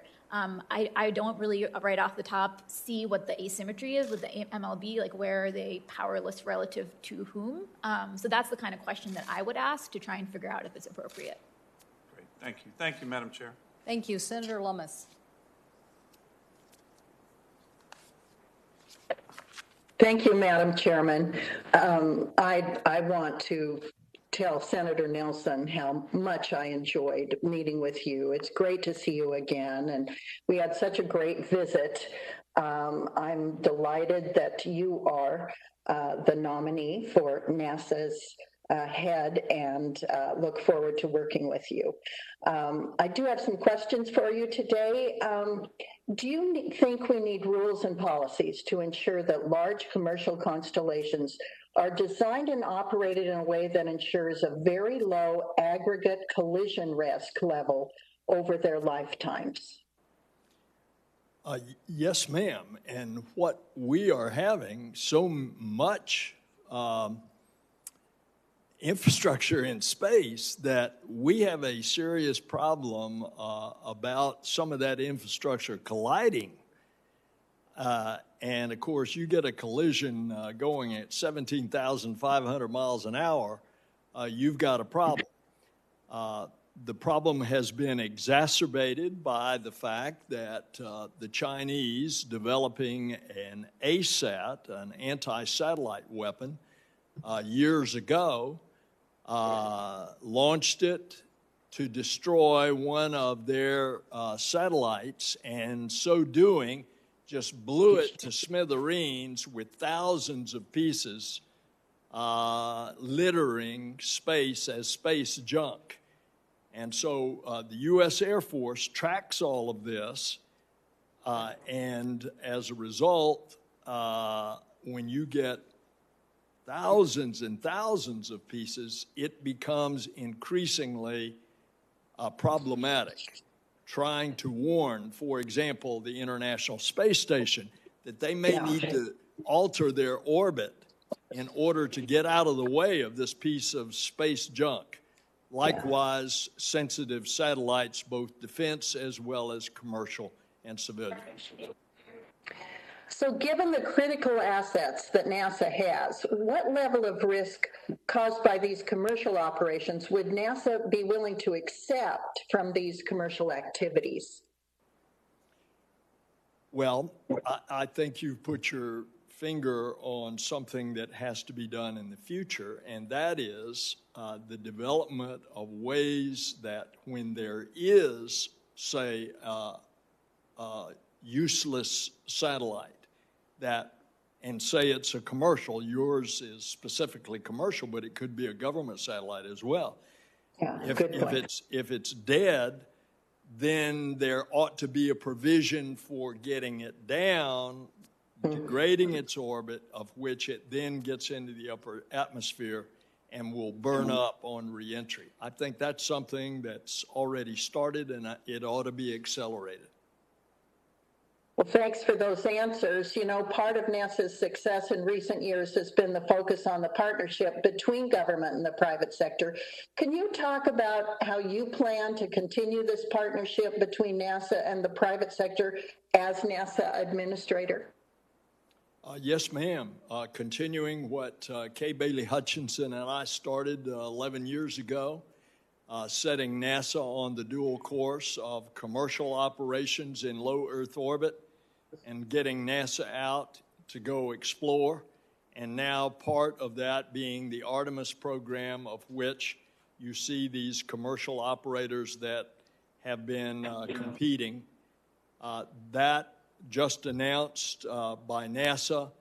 I'm not privy to the internals of that, but what was stated in the newspaper is going to be a continuing source of working together in a cooperative way, especially when you put humans on board, because NASA's got to be involved to make sure that it's safe.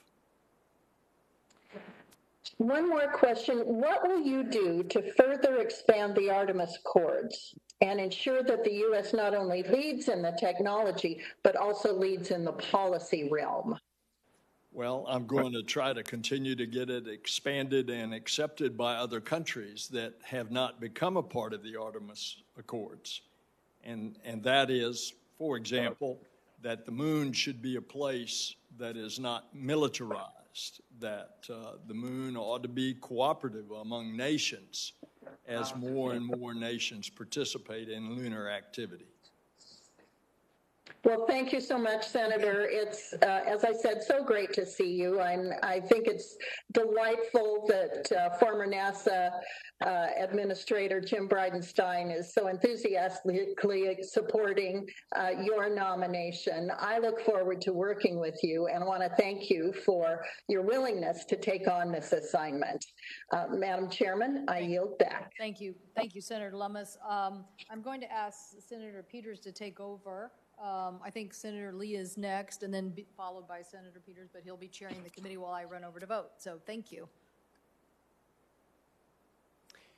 Thank you, Madam Chair. Thanks to all of you for being here today. Ms. Khan, I'd like to start with you, if that's okay.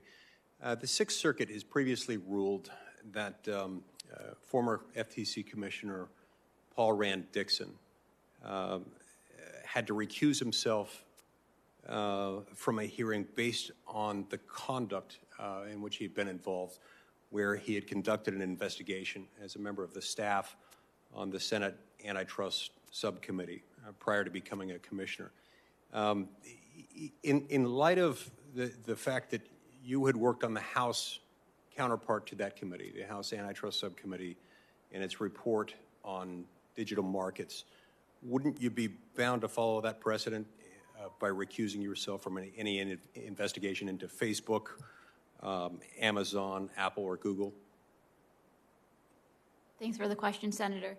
Let me say up front, I have none of the financial conflicts or personal ties that are the basis for recusal under federal ethics laws, and I would be approaching these issues with an eye to the underlying facts and the empirics and really be following the evidence where it Would this create any of the appearance of impartiality issues, given your work for the subcommittee? Senator, insofar as there are instances where defendants before the commission petition to have particular commissioners recused, those cases are resolved on a case-by-case basis. There's no categorical decision about that. If it were to arise, I would seek the guidance of the relevant ethics officials at the agency and proceed accordingly. But you don't see the Sixth Circuit cases applicable to your instance? I'd want to be more familiar with all of the relevant facts. But I think that case involved not any personal financial connections he had, but rather his work on the Senate Antitrust Subcommittee. Right. There are a set of recusals required in the federal ethics laws where you are making categorical determinations before taking office. Gotcha. With regards to prejudgment, as I mentioned, those are really resolved on a case-by-case basis. Okay. And I've appreciated our previous conversations. I wanted to follow up with you on a couple of things, including your philosophy on the FTC's any rulemaking power that you believe the FTC may wield. So I've just got a quick series of yes or no questions. Should agencies exercise rulemaking powers, only those rulemaking powers that have been expressly granted by Congress? Insofar as the FTC has express authority under 6G of the FTC Act, I think that would be appropriate. Right. But it shouldn't exercise rulemaking power in the absence of rulemaking power having been granted. I don't have a philosophical view on that. I'd want to think about it. I think in the context of the FTC, I think that question is obviated by the fact that there is express authority in the statute. Can the FTC utilize rulemaking power to get around precedent with which it disagrees? I'm not sure. I mean, Section 5 there's a standalone basis to Section 5, and there's, court precedent noting that the contours of Section 5 are not limited by the antitrust statutes. As we discussed yesterday, there are going to be some questions of first impression here, but generally, there are going to be several checks on the FTC if it does go down this road. Now, you mentioned Section 6G of the Federal Trade Commission Act. Are there any limits that the Commission, to what rules the Commission could promulgate under 6G in order to define what it means to engage in unfair or deceptive trade practices or unfair methods of competition? Yes, Senator. As you know, the contours, the precise contours of unfair methods of competition rulemaking has been debated at the Commission for decades. There are a series of cases from the 80s where the FTC adjudicated, and courts came up with a few standards relating to coercion or oppressiveness. In practice, though, I think adjudication has not been very successful as a mechanism for defining the contours, and former Commissioner Josh Wright in particular has also written about this, so I think there are some real questions still remaining. As we've discussed in the past, there is some debate currently underway about our antitrust laws and about the consumer welfare standard, which we've discussed a little in the past. It's always important for us to evaluate our laws and to ensure that our standards for assessing whether particular behaviors and mergers and acquisitions are illegal or should be illegal, whether they're harming Americans. Do you think the consumer welfare standard is lacking? In my academic capacity, I have critiqued the consumer welfare standard. I've questioned whether it really is a good proxy for competitiveness, especially in the context of digital markets.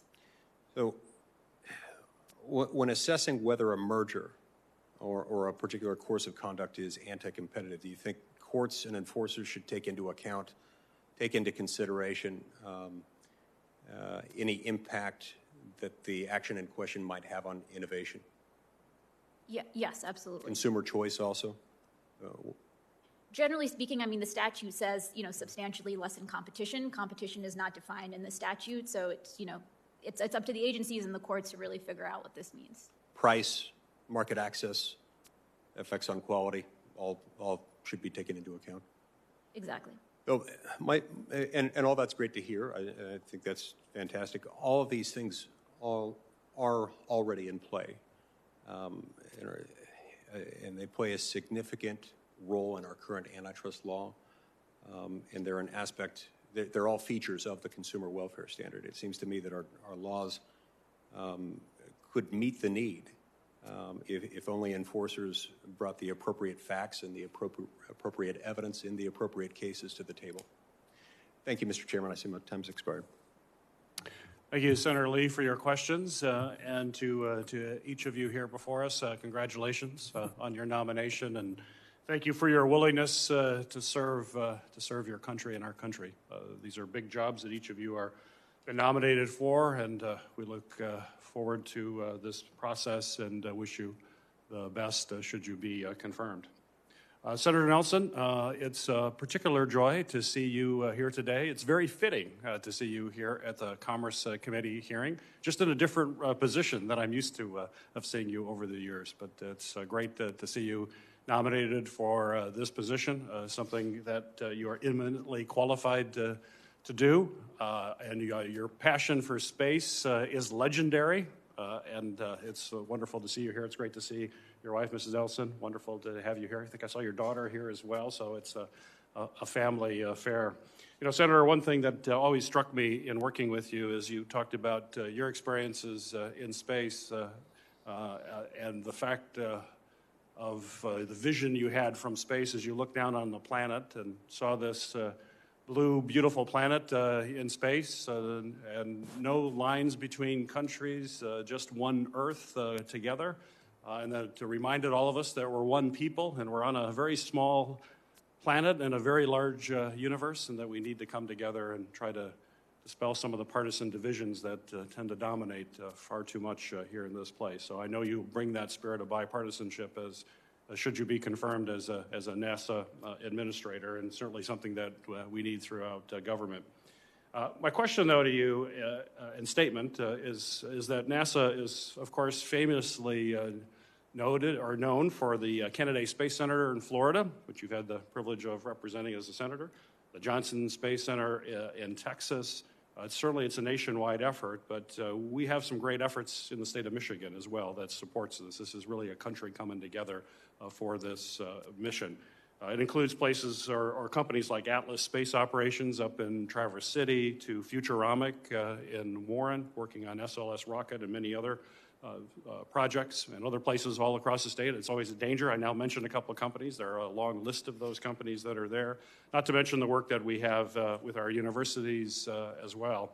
And NASA has dozens of companies all across every single state in the union, supplying parts to NASA's deep space rocket, the SLS, Orion spacecraft, all of the different projects going forward. We discussed earlier this month that you would be willing to come to Michigan, and I want to invite you again to come to Michigan to talk about how we deepen that supply chain. I think it's critically important that we harness the innovation that exists in these small companies all across our country. And I want to kind of hear your thoughts. How do you see deepening the supply chain so that small companies have a reasonable shot to do business with NASA and bring their incredible innovation to the forefront for your efforts? It's essential to the supply chain, and there are preferences for small businesses. But the strength of this country is our ability to manufacture by bringing in all of these supplies. And when you get to the complexity of a spacecraft, you're having to draw from many different places, and they have to be just exactly how they are designed in order to work.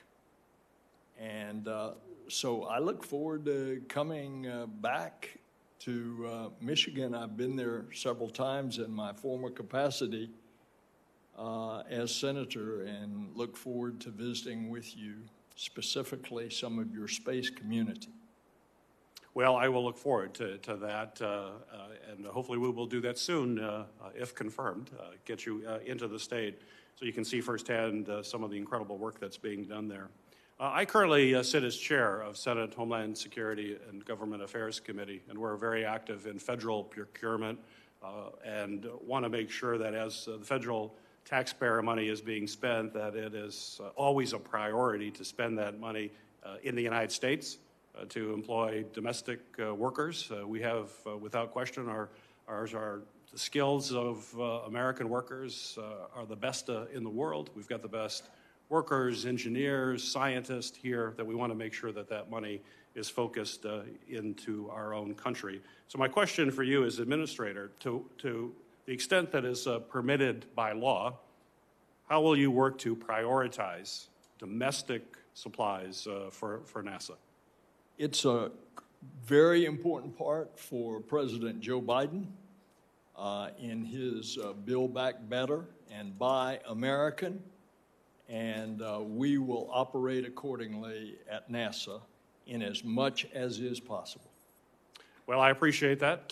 Thank you for your answers, and look forward to working with you if confirmed in the years ahead. Thank you.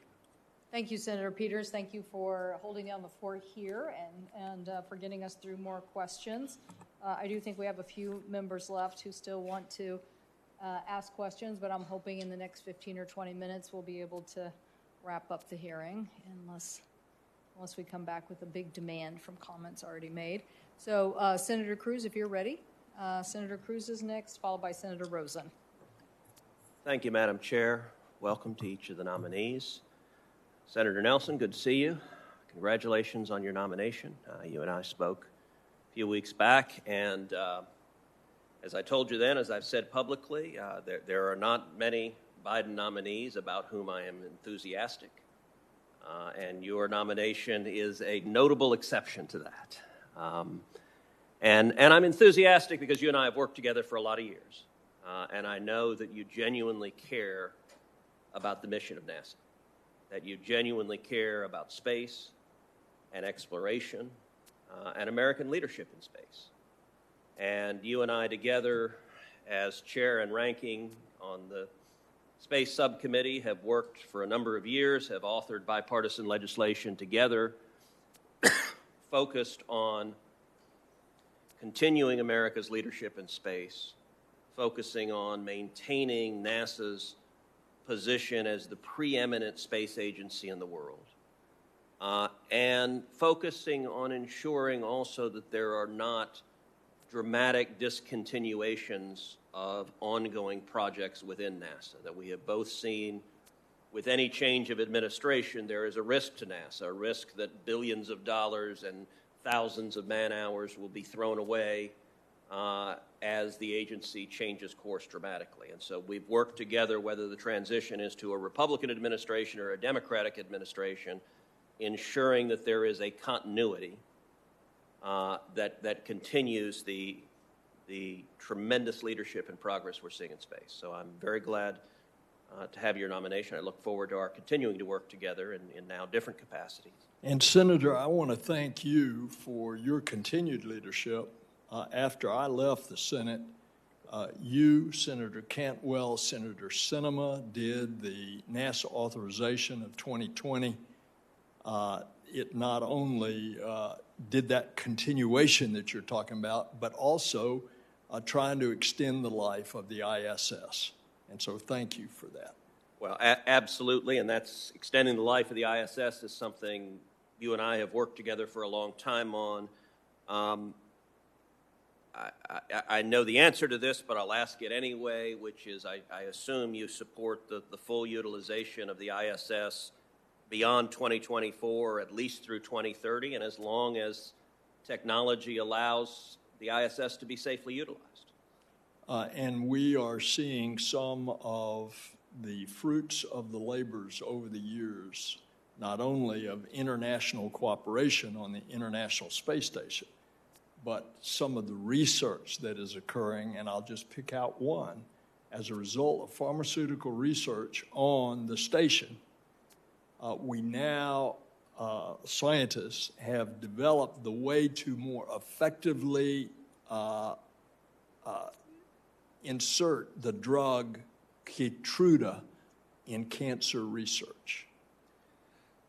I think that's right, and one area that I've been very focused on that I look forward to continuing to work with you on is how to incentivize more commercial development on the ISS in space, and how potentially to create a revenue stream for further exploration to come from the commercial developments that the federal government has facilitated. And I think there are lessons in terms of how universities have handled it, incentivizing innovation and developing revenue streams from it that I think on the space side we could learn important lessons from.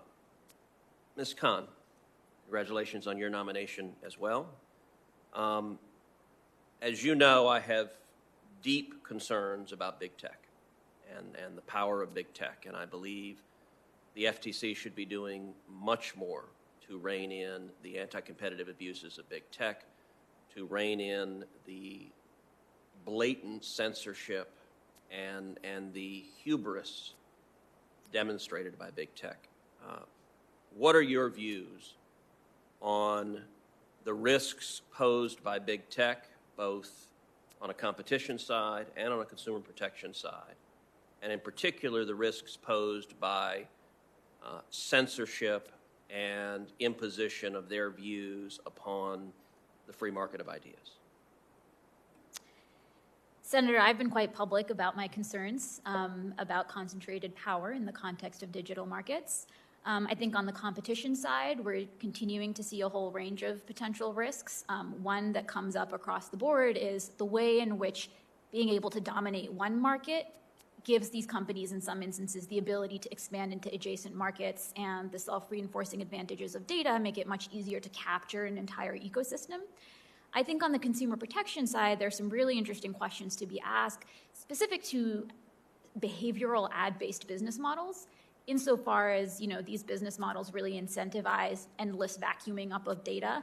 I worry that in some cases, some of these companies may think it's just worth the cost of business to actually violate privacy laws. So those are some of the concerns that come to mind. And I think, it seems like these are growing increasingly bipartisan concerns. Well, I look forward to working with you on them, and I will say in particular, I think there's a lot more the Commission can do in terms of promoting and ensuring transparency from big tech, which right now is incredibly opaque. Thank you. Thank you. Senator Rosen. Thank you, Chair Cantwell, Ranking Member Wicker. Thank you to all the nominees for your continued commitment to public service. And of course, Senator Nelson, I so enjoyed the conversation that we were able to have last week. And so I want to talk about women in space and STEM. Senator Nelson, we have the Artemis program, of course, and NASA is aiming to put the first woman on the moon. So as Senator Klobuchar noted earlier, incredible women at NASA have paved the way for more women in space, but we still have a huge gap in representation. Research has shown it's critical to offer STEM opportunities and workforce development at an early age, especially to reach girls and other historically underrepresented groups.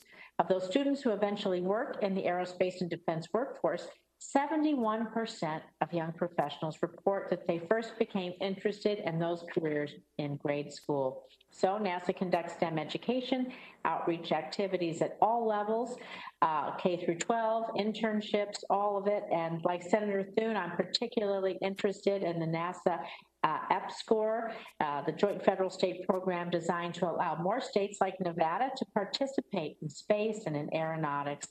So during our meeting last week, earlier today in the hearing, I was pleased to hear your continued support of that program and others.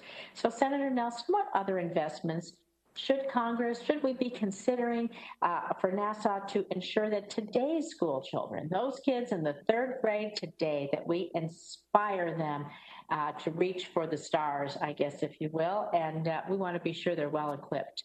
So what do you think we can do that? How do you think we can best do that? Indeed, we can inspire this generation of students in ways that otherwise they might not get inspired through the space program.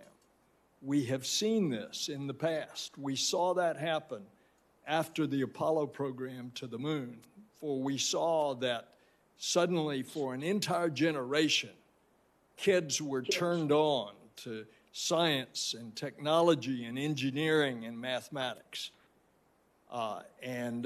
So the president's budget, as recommended to the Congress, is having a significant increase in STEM in little old NASA.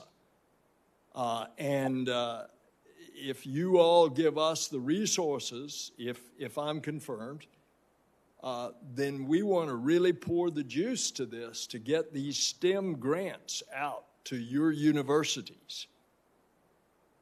That's going to be very important. And then, of course, you say, what are techniques that we can use?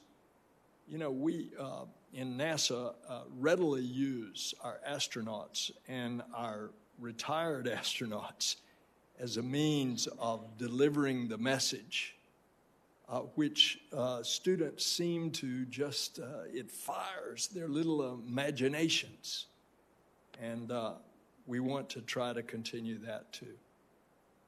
Well, I can tell you I was one of those kids who watched all through the 60s. We were glued to the TV for every space launch, for landing on the moon. And hey, I became a woman in tech, so maybe it had an impact on me there. But I'd like to move on quickly to data security. So Ms. Khan said, I'm a former computer programmer, systems analyst. I understand firsthand the importance of data, cybersecurity. A pandemic forced all of us to transition to work from home, to telework. Of course, hackers took notice, and they've impacted every sector, from healthcare to school to business, you name it, unfortunately. So last year, I introduced several bills aimed at protecting and strengthening our cybersecurity capacity, such as improving telework cybersecurity for small organizations or small businesses hit particularly hard, our school districts with ransomware and the like. And so we need to continue to do that. And we need to work on those collaborative efforts and guidance through support through CISA and the FTC. So Ms. Khan, how can FTC better partner with private entities to build a stronger defense against data breaches? How will you promote that working relationship? Senator, let me say right off the front, I think, the harms of lax data security are immense. And I think what we've seen over the last few years is that this is no longer just about identity theft anymore. There are real national security implications insofar as we've seen some state-sponsored hacks as well. With regards to the work of the FTC with private groups, my understanding is that the Commission has been doing as part of its education and outreach campaign, specific work with small businesses. I haven't had the opportunity to see any empirical data on the efficacy of that work, but I'd look forward to learning more about that.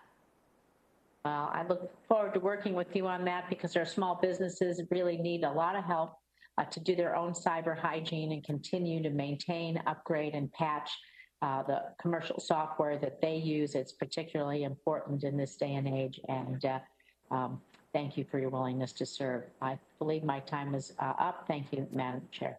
Thank you, Senator Rosen. And I think that concludes the number of Commerce Committee members who wish to ask questions. I do have a question for the panelists that we are making standardized in our request to nominees.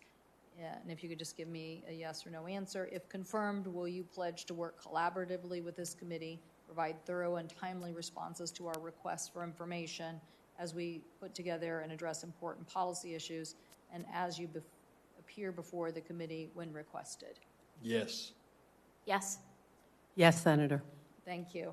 Well, I think this has been an excellent hearing. We've had great participation from all of our colleagues. We covered a lot of information in a few-hour period of time. I appreciate the nominees on their questions. The hearing record will remain open, though, for 2 weeks until May 5th, 2021, and senators will have the opportunity to submit questions for the record.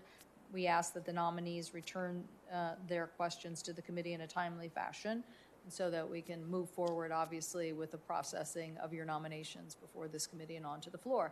With that, we're adjourned.